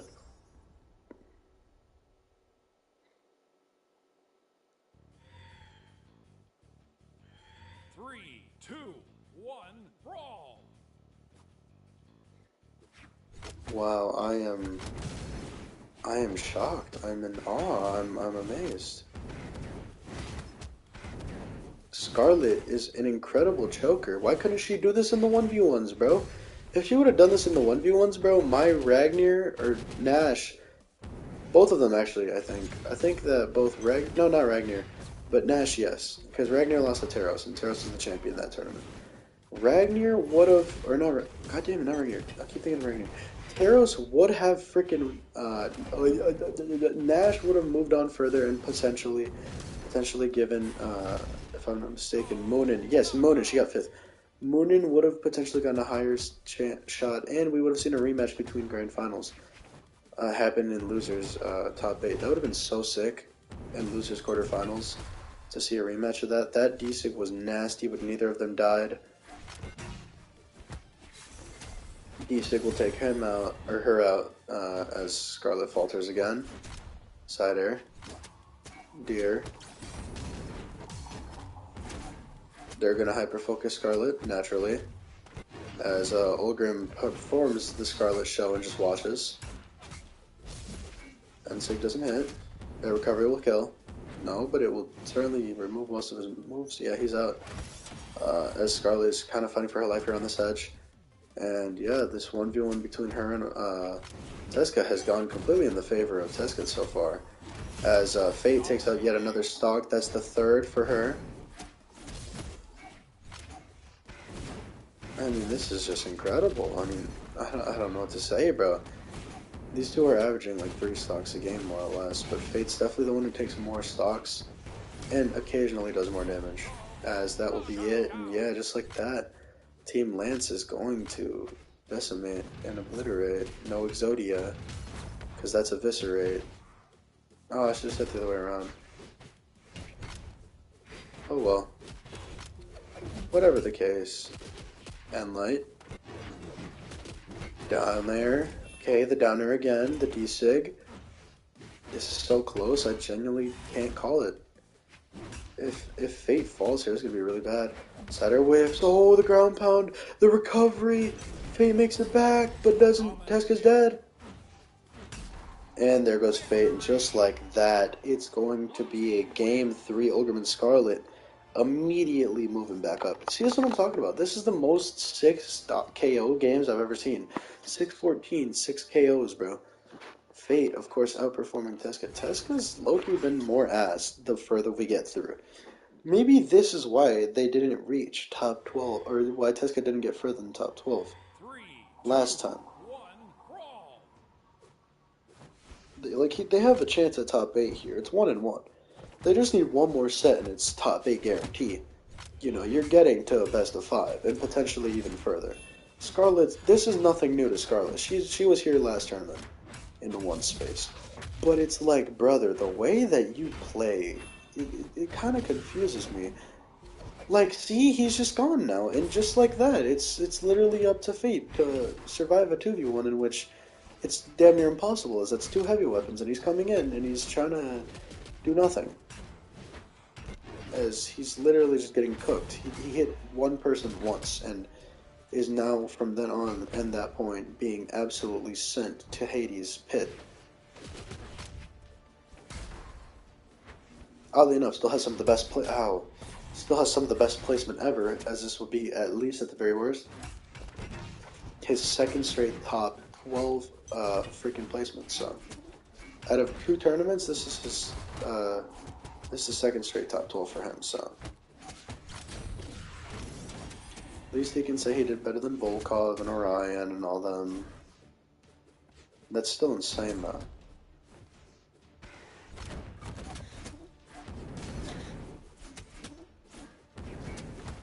Like, they're gonna need to find something in order to win this, because I really don't think they will. This is just looking like a wash. Scarlet gone, Teska's gone, and yeah, you can pretty much call it how I see it, because this game is over. I'm tallying it now, but I'm still very much prepared for if Fate performs a miracle, which, yeah, that won't happen. That right there is like a bit of extra salt in the wound, saying, yeah, no, this game's over. D-Sig, down air, side sig, nair, D-Sig again, N-Sig, and that will probably do it. That will not do it. Ground pound from Scarlet, nair, down air, N-Light, and yeah, she's out of moves, and just like that, Ogremon and Scarlet move on to the next round. They will be the ones to go to top 8. No upsets in this set. As Olgrim 6-14, 4 stocks. And yeah, this is a bad game. I don't know, I feel like Teska settled here. I feel like he could have definitely done better.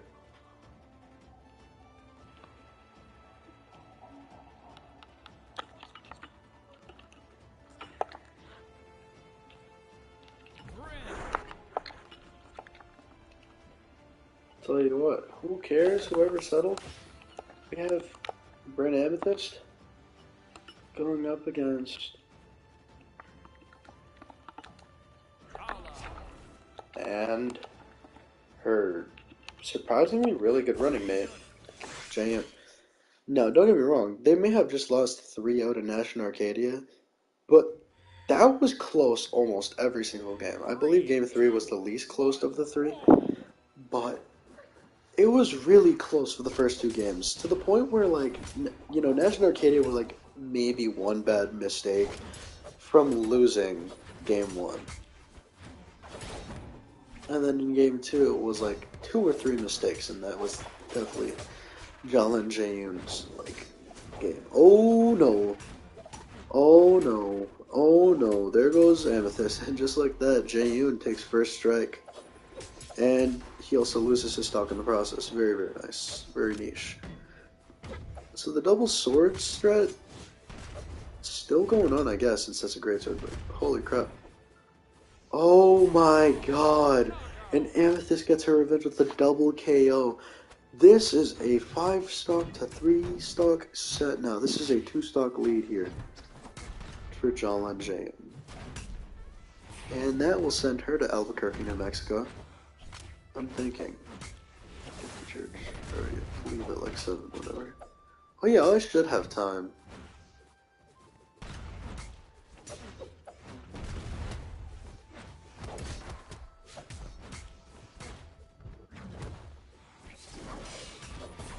Oh. Okay, it's 3 stocks to 3. They've tied it up. They have a chance to even take the lead here as long as Jaehyun doesn't die. They will take the lead here, and yeah, now they just have to beat Amethyst. Wow, blue team completely turned this around. I was not expecting this outcome. Not at all. That Enlight will take Jaehyun out of the fray. Oh no, he's back. Oh, but Jala goes and Jaehyun is almost on. That downer, keeping him alive. That ground pound will do it. No matter what, Jala has to take out Amethyst here.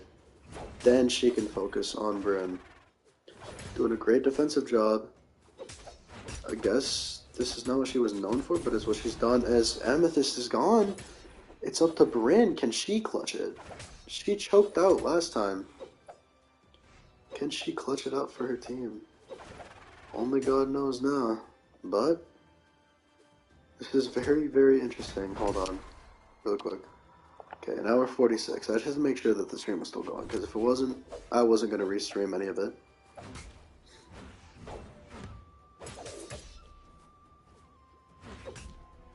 Recovery. The deep big turnaround! What a move from Bryn to take game 1. She played like shit. Well, Bothalla played amazing too. That's the craziest part. I'm not even going to go into the stats. That was insane. That was sad as hell too, because Bryn did not deserve to win that whatsoever. She literally did 377 and hit Jala like a total collective 3 times on that final stock. Once it was a 1v1. Like that was rough. Fucking Amethyst just threw her stock away. Yeah, this is interesting, dude. Like, I want Bryn and Amethyst to win, don't get me wrong. They are the favorites. I don't know how I feel about Jaehyun making top 8 again. I like calling him a fraud, it's pretty funny. But also, it's money making to see, oh, how fast will Jaehyun fraud this time? And he hasn't frauded. But, like, even though, like, I want them to win, like, Jala and Jaehyun have always played so good that if they didn't lose, like if they did win, I would be happy as well. Like John and Jaehyun have been really, really good, and Amethyst and Bryn have made some crucial mistakes that have cost them. Like that was the second time we've seen Amethyst throw away her stock in the last 2 games, and they were consecutive stocks too.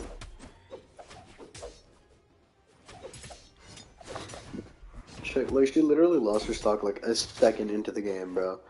Like, man, what? Whereas on the other hand, we look at this and, yeah, it's a lot more different. Oh shit, okay.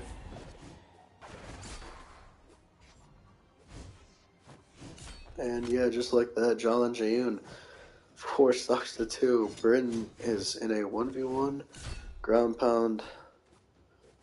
She's just in a 1v1 that now will do it, and to be honest, I'm ready to just put the tally mark on Jala and Jaehyun, because 4 stocks to 1, it's happened once before, it will never happen again.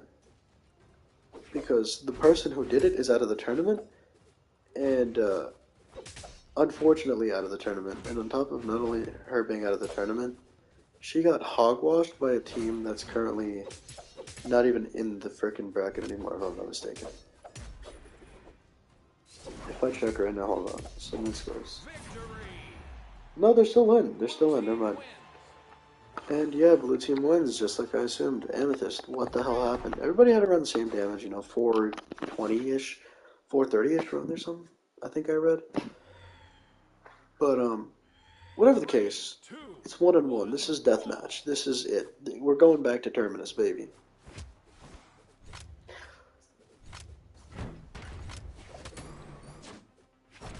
Jaden is stutter stepping and watching his teammate get cooked. If only, if only Olgrim would have done that instead of Lin Fei and Queen Nai losing.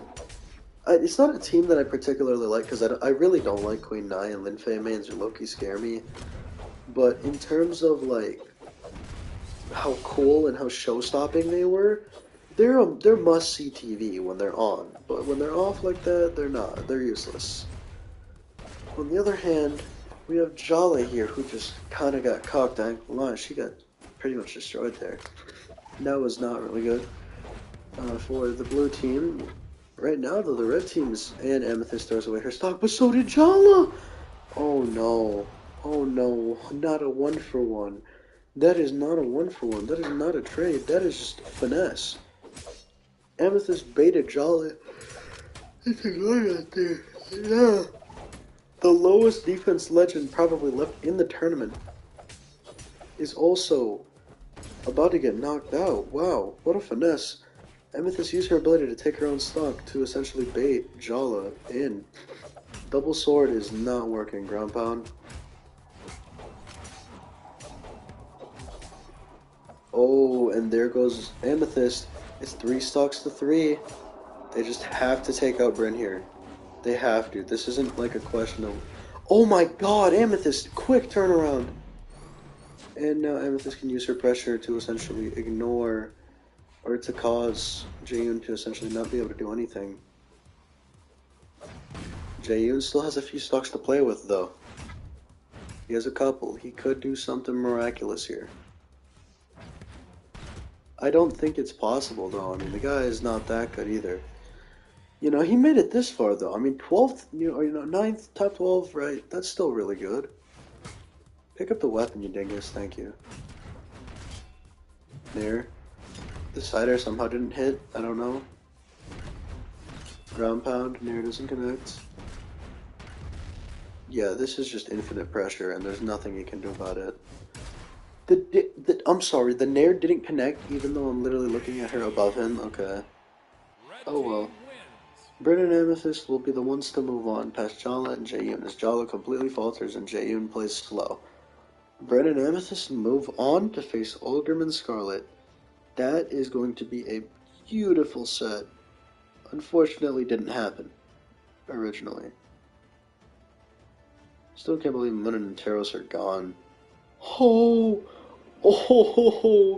no, no, you mean to tell me the most stressful match of their career is going to happen outside of top 8? How many teams from top 8 are we having returning? Okay, so at the very least, we're going to have 2, 3 with Nash and Arcadia. 4 with Thatcher Bro. We're going to have half of the top 8 in. And it's forced. No, I'm leaving that out. No.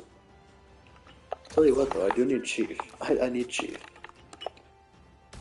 That's gonna suck. And it's like, for all of those who know I was doing math, you'll find out in a second why I said what I said. You'll find out. It'll take you a second, but you'll figure it out. I love how he's just eating a frickin' Krabby Patty. The fatso. 3, 2, 1, brawl!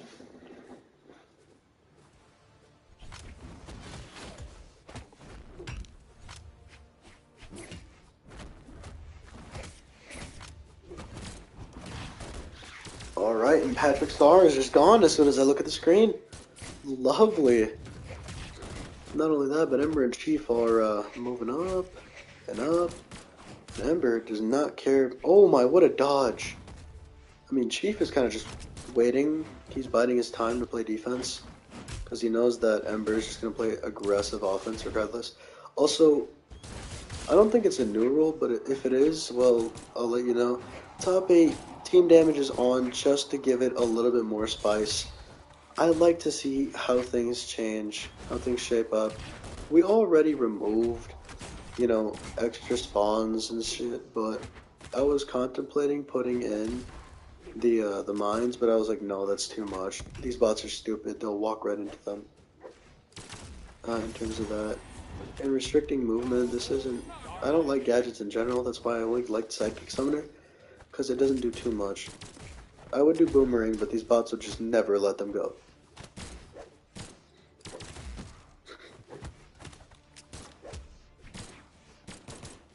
Also, you didn't really see a lot of Sidekick Summoning anyways. Most of the times it would kind of just hit it, but yeah, team damage is going to be on for top 8, so stay tuned for that tomorrow. Ooh, good recovery. Unfortunately, it's 5 stocks to 2. Nearly 4 stocks to 2.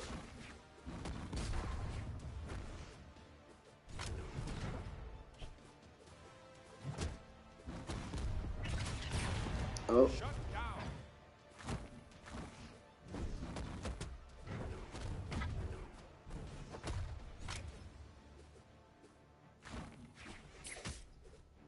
Oh.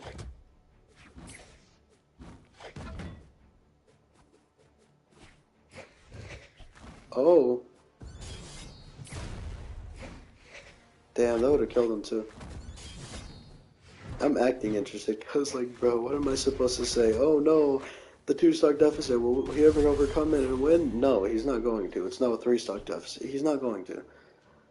Like, bro, it's a 2v1. Both of these players have semi to healthy, like, healthy and semi-healthy freaking stocks. And the other one's just gonna pressure you while the other guy's just kind of chilling, bro. One plays incredible offense, the other one plays incredible defense. There's a reason why Ember's a champion and why Chief has blasters, okay? There's a reason why they're teamed up, and it's because Chief has blasters and the cannon that that Zol had. But then you couple that with some niche, nice little guitars. The thing is, they both can play good defense. One has bow, one has blasters. But they can also play good offense, because one has cannon, one has guitars. Like, they just completely combo off each other nearly perfectly in almost every single situation that you set them in. Not that Core and Patrick can't do the same. I mean, Core, I don't know, but Patrick's offensive and defensive switch on Hammer is insane. 644 kills for Ember. Definitely looking like an MVP caliber player. You have to make the top 8 to be considered an MVP at the very least. You're not going to be... You listen, you can average 800 damage and 4 KOs for the entire tournament, but if you're not top 8, yeah, those stats are incredible, don't get me wrong, but or not, 800 is impossible to reach average. Let's say, crazy, you average 667s, just 1 over 666, right? And then you like damage, and then you also average 3.8 KOs per game, right? Right. Even in wins and losses, that's your average, right? You know, shit. You haven't had a single game below 600. You haven't had a single game above You've had like 3 games above 600 at around that freaking 700 mark. You're mostly in that 650 to 680 range. But like basically explaining kind of Patrick's stats here. But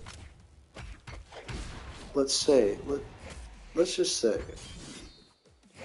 you don't win. Let's say you get to top 12 and then you get 2-0'd. You did that amount of damage, but your teammate literally just didn't survive long enough and you didn't bother to help him, you just kept cooking. I'm sorry, but one, this is a match about teamwork. This is why there's 2 of you. You should be able to help your teammate get out of pinches. That's 1. And 2, even if your offensive creation and defensive creation are both really, really good, if you can't put if you can't put the shit to wins, doesn't matter. Like, let's say your win-loss record ratio, whatever.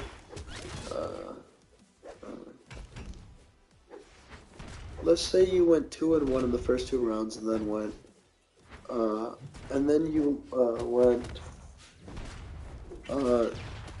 2-3 against like the number 1 seed or whatever, against a really good team, lost 2-3, and then lost again 1-2. If I'm not mistaken, that's an even record, more or less. Like, let's say you have an overall even record, everything. it won't really matter because, like, yeah, you did incredible individually, but it didn't amount to a high level of success versus a dude that averages, let's take like Nash's stats this tournament.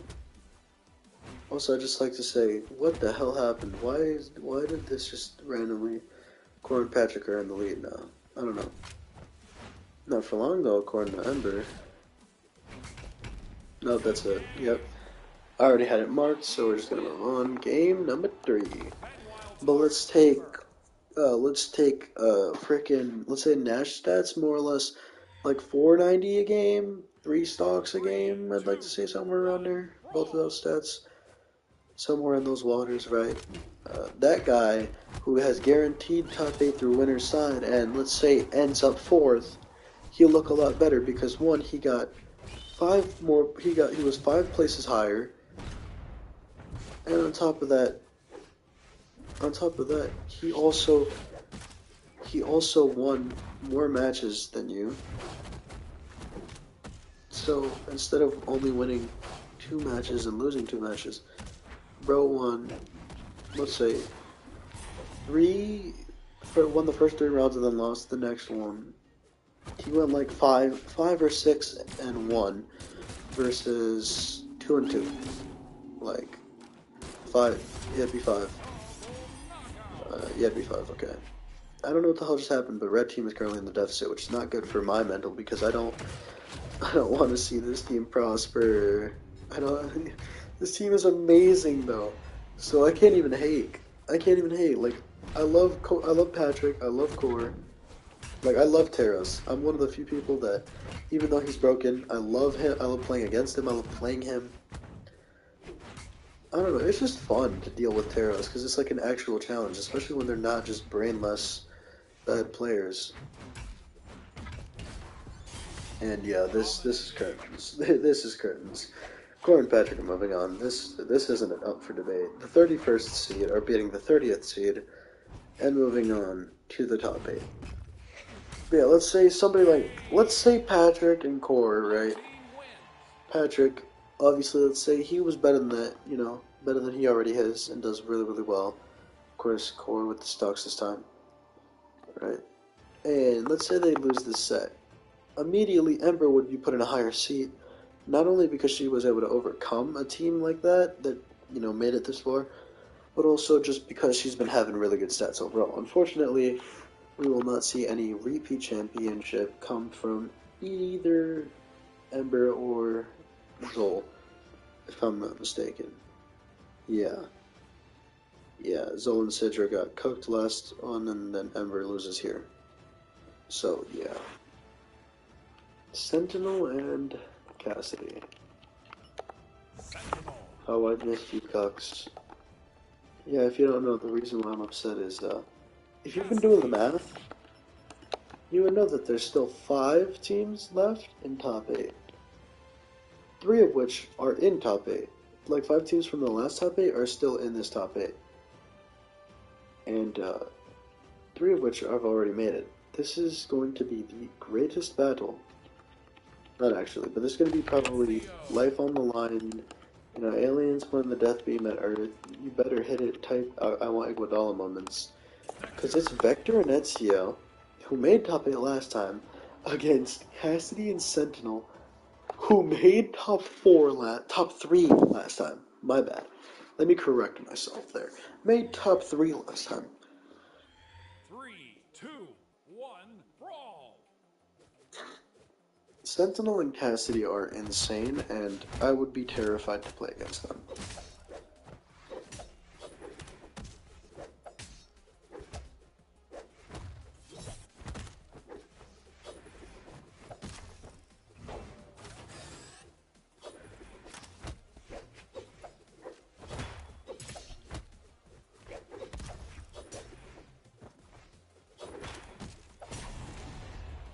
Alright, and just like that, Vector takes out Cassidy, and Ezio gets shifty with it. Unfortunately, will not kill Sentinel thanks to that, but of course Vector takes the next stock as well. Blue team gets a lead. Very good lead early on. Minute into the game, and here we are. This is really just like the average silver lobby anyways. Just probably more movement involved. I doubt it though, because silvers probably don't even know that movement is an actual thing in this game. So I guess you can call this a like, they don't know what they call it, they just spam dash and then, like, be pussies and run away. I know, because I was in silver, on my friend's account and was just playing hyper-aggressive as hell. Because they couldn't punish me. I'm literally too high of a level to the point where if they try to punish me, they will get punished instead, and then even if they don't, they're going to struggle. I still can't believe I went 8-2 and then only got gold 5. Or not even gold 5, I got like gold 3. I got 1500. While going 8-2, beating like 3 plats and 2 high golds. It was stupid. Dude, I beat 2 guys 1600s and another guy that was higher than that, and I only got 1500. I should have had like 1700 Halo rating. I will fight for this forever. I 3-stocked every single silver or lower player I faced. So I don't know. I don't know what the evaluation is for the 10 ranked matches or whatever. I still can't believe I went 7-3 on my 1v1s a few months ago. Because like that was like purely challenging matches. That was like purely gold 5 and above. Like pretty much every other game was plat, and if they weren't, they were like high gold. Easily 1600 to 1679 or whatever. What the hell was that combo? And it worked. I mean, Ezio's gone. And that side will take him on. Just like that, the red team, I made them red, ew. Well, whatever, they look sick. The red team has actually tied it up this time. Recovery. Wait, Cor and Patrick, were they the blue team? I believe so. They were, yeah. Oh my god. The team combo is going on right now. What the hell? And that recovery will do it just like that. The red team's still at a deficit. That Ensig will also take him out just like that. We're going to see Ezio and Vector, both 500 on the board, beat out Sentinel and Cassidy, who both basically had 500 on the board. Sentinel took every stock. I believe it was Ezio on the other side. No, not Ezio, my bad. Vector, who took almost every stock. He had at least 4. I'm pretty sure he had all 6. I can clip it. I'm not going to. Alright, just making sure. Sorry about that, sorry. Before they get to scrapping. Alright, and immediately we're going to see a bit of an offensive chaos. Really every team trying to settle which team is going for offense, and it seems as though Sentinel actually is the one who took the lead over Ezio, whereas on the other hand, we're going to see Cassidy fall a little behind. Just a little behind Vector. We're seeing the 2 aces on one side and really just the 2 anchors on the other. And, yeah, the anchors, Sentinel's definitely the better anchor right now, as he's even able to go toe-to-toe with the ace of the blue team. As, yeah, there he goes. There goes Ezio. Oh, Vector seems to be soon to be next. He appears to be, although right now, I mean, Cassidy, not very damaged. That side sig into a D-sig into a neutral heavy. That D-sig will do it just like that. Ezio's already back to being at around the same damage as Cassidy, which is not good. That is never good.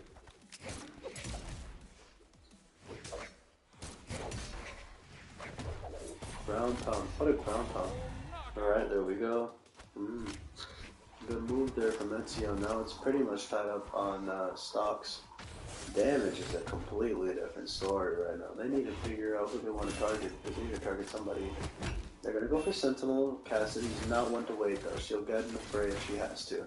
And Sig, recovery doesn't kill. That was ballsy, Ezio. If she would have dodged into an air, you're just dead, and you're still dead anyways. Recovery. Vector playing great defense here. Kind of still a good anchor if he needs to be.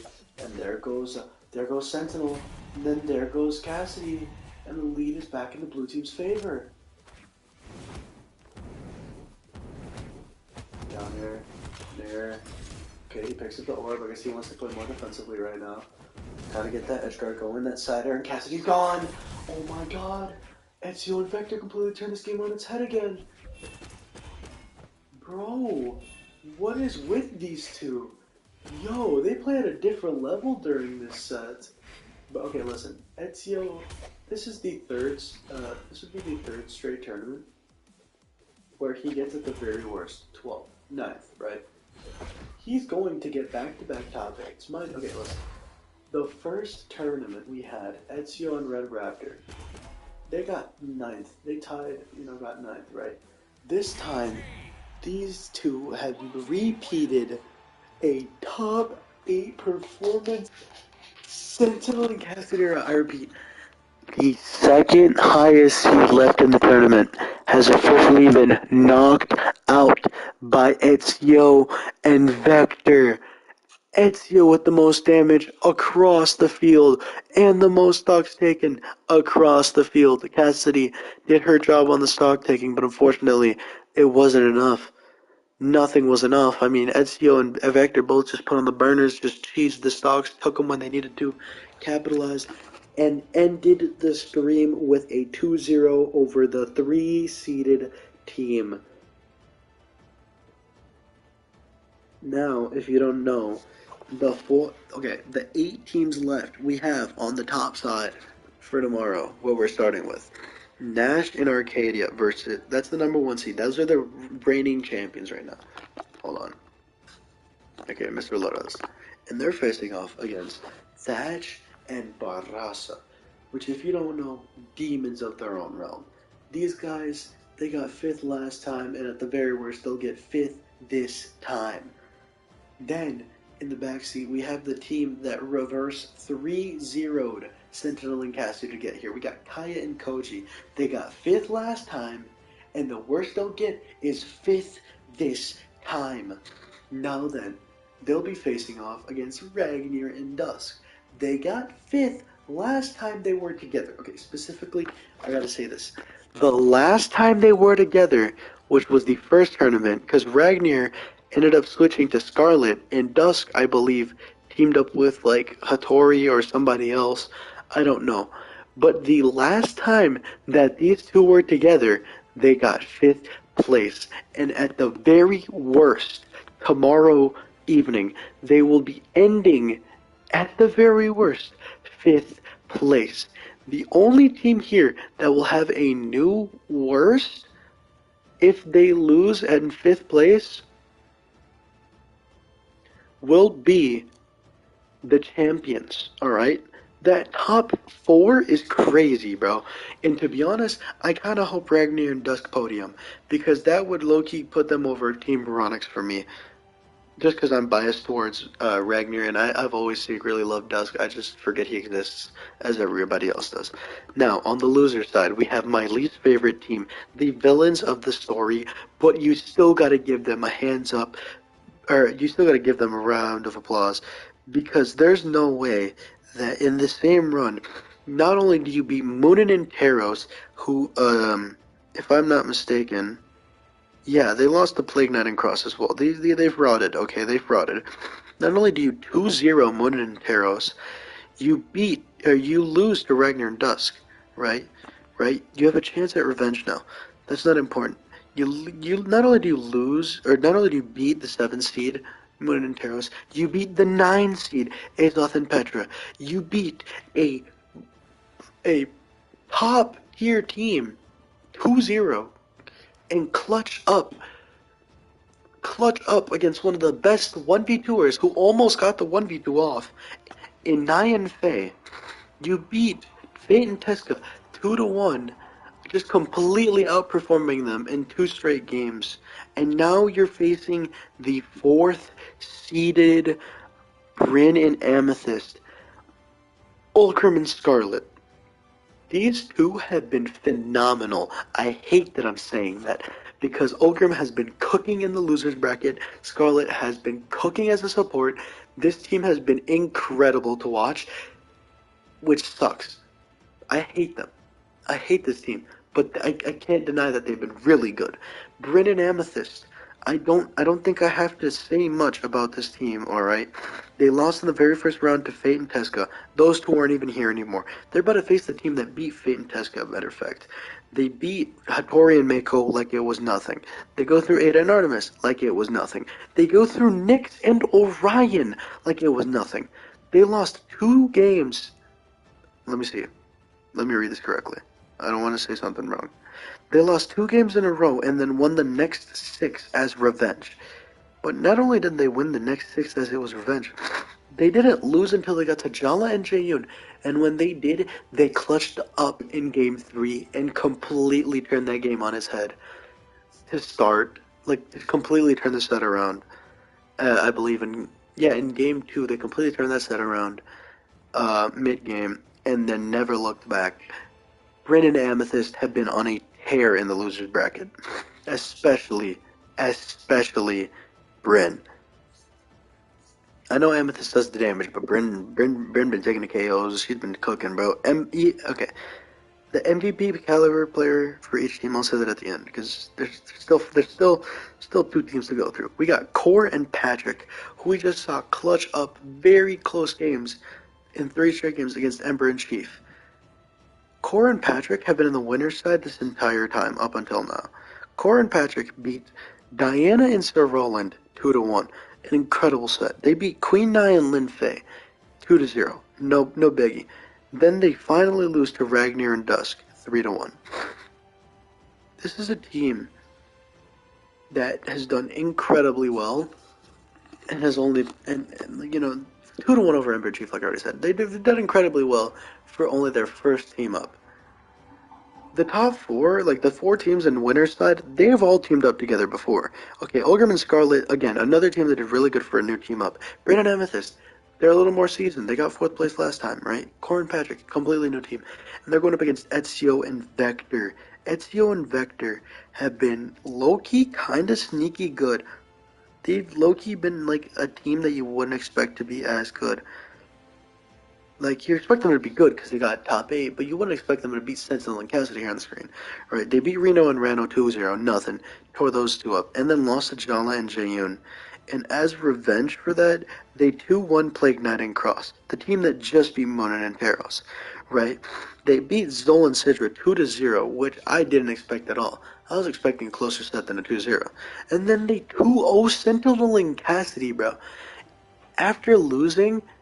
Okay, so after losing 2-1, this team effectively turned on the burners and won 6 out of their next 7 matches to get to top 8. Alright? Every team on here has been on a tear, and I don't want to talk about it. Or I don't want to hear anything about, choker, fraud, any of this. Because yes, don't get me wrong. We have teams that have, like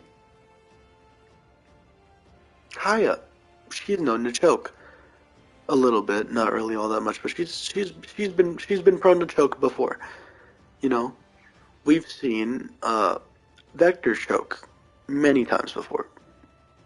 Not many, but like 3 or 4. All right, but not this time. No, not this time. He's living up to the hype, man. He's living up to the hype this time. All right.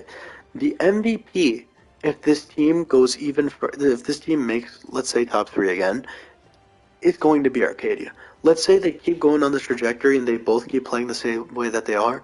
Arcadia is likely to win the MVP trophy and probably Grand Finals MVP because Arcadia has low-key been better than Nash in almost every single game. There's been a few games where she's a little worse, but most of the time she's been outperforming Nash in KOs, in damage, in even damage taken. She isn't really taking as much damage. She's surviving. She's improved a freaking lot, okay? Thatch and Barraza, it's Thatch. It's clearly Thatch. Barraza's survivability has allowed this team to have, a combined average of around 1150 to 1200 damage, which if you don't know is way above the bar. The bar is like 1000 damage. Not even, like the bar is 900. 450 for both players, 3 stocks. That's like the bar, right? These guys are like damn near they're like at least 250 above the bar on average combined damage per game. Because they're both so good, and Thatch has been on a tear with the 700 damage games, the 4 KO games, the even like the low damage games. He performs very well, survives very well. Just overall, Thatch has been incredible, and probably the reason that they've improved so much. The way that Arcadia is the reason why this team still has yet to lose more than 1 game. They're currently 7-1, Nash and Arcadia, whereas If I look here, Thatch and Barraza, they've lost 3 games. They're 7-3. That's going to be a really good set. For Kaya and Koji, it's Koji. The man, I don't know what the hell's going on with him this tournament. He's just averaging like 3 KOs. He averaged 3 KOs against Sentinel and Cassidy and against Moronix. Like, he was the reason why they beat Moronix. He was the reason why they beat Kaya and Koji. Outside of that one Kaya game where she had 6 stocks, outside of that, pretty much it was like always Koji. Koji has always been the backbone of the team and is clearly proving why he is the MVP this time. Ragnar and Dusk, it's Dusk. I love Ragnar, my favorite character in the history of Brawlhalla. It's Dusk. Dusk is insane. The man has been cooking so well that comebacks aren't even like the comeback king hasn't even had to do that. Rather than coming back, he's figured out a way to start that way and then just continue to be prominent in his spear play.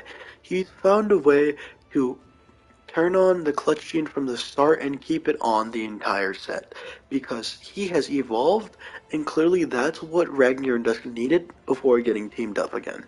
They knew that even though we got 5th, we need to change something. Something has to adjust for us to not lose this tournament this time.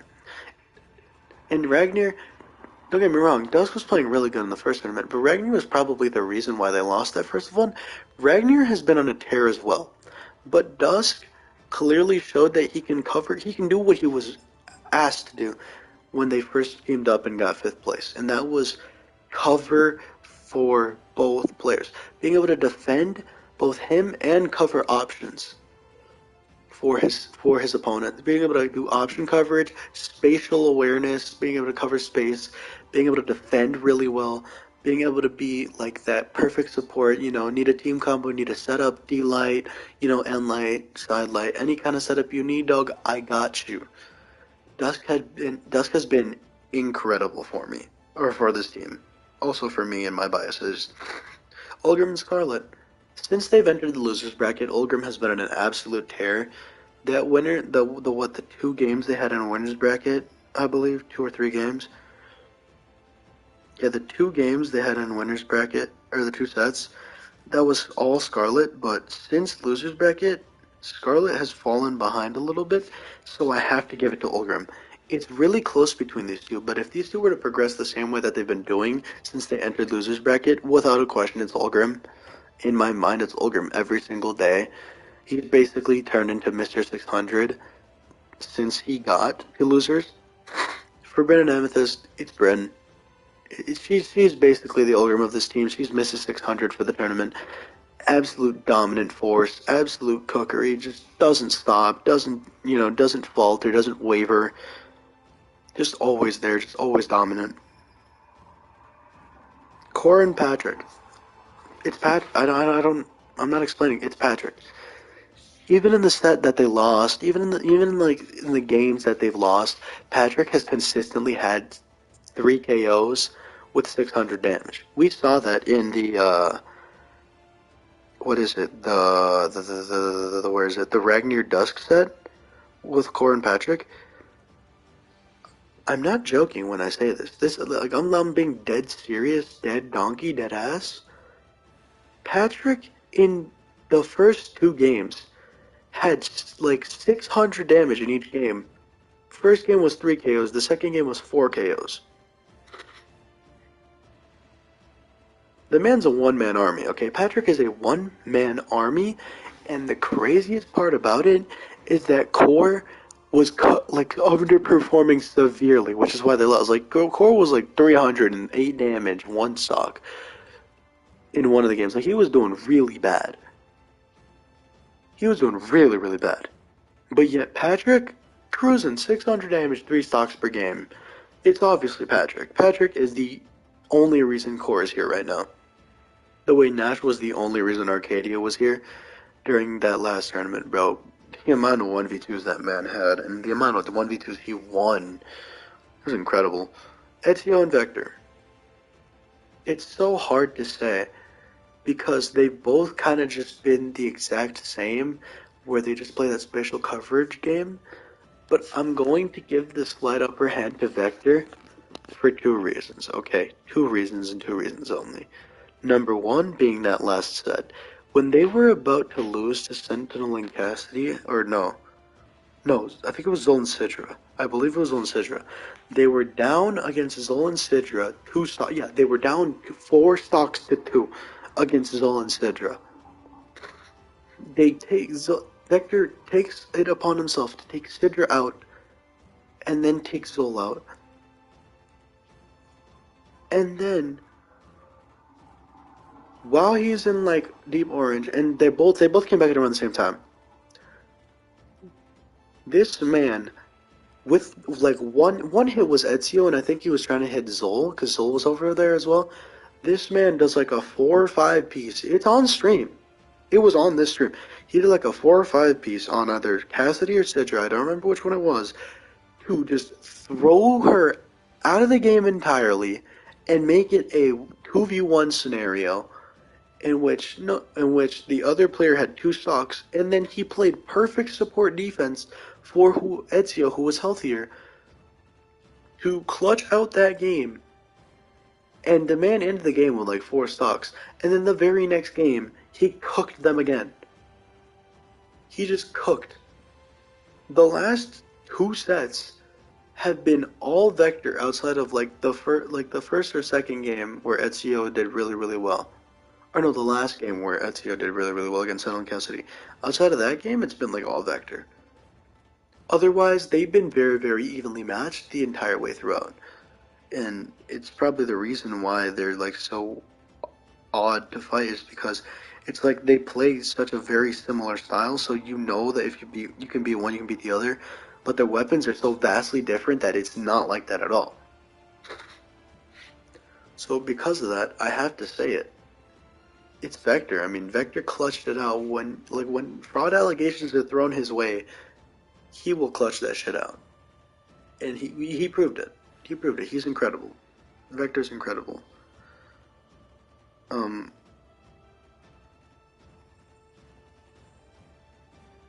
Yeah, I guess the only thing left now is, well, it's top 8. It's currently 12:27 in the morning. Y'all have a good night. This stream has been really, really good, and I've been yapping for like 15 minutes, because I always do this at the end of my streams. Yeah, I've literally been yapping for like 15 minutes. I always do this at the end of my streams because I like to do a little recap. I like to do a little bit of betting, kind of, on here I know what's going to go on. My predictions and stuff, those are usually at the beginning. But yeah, this is the end of this stream. I really do hope you enjoyed, because I sure did. I did. Definitely 100,000% enjoyed this. Y'all have a good night.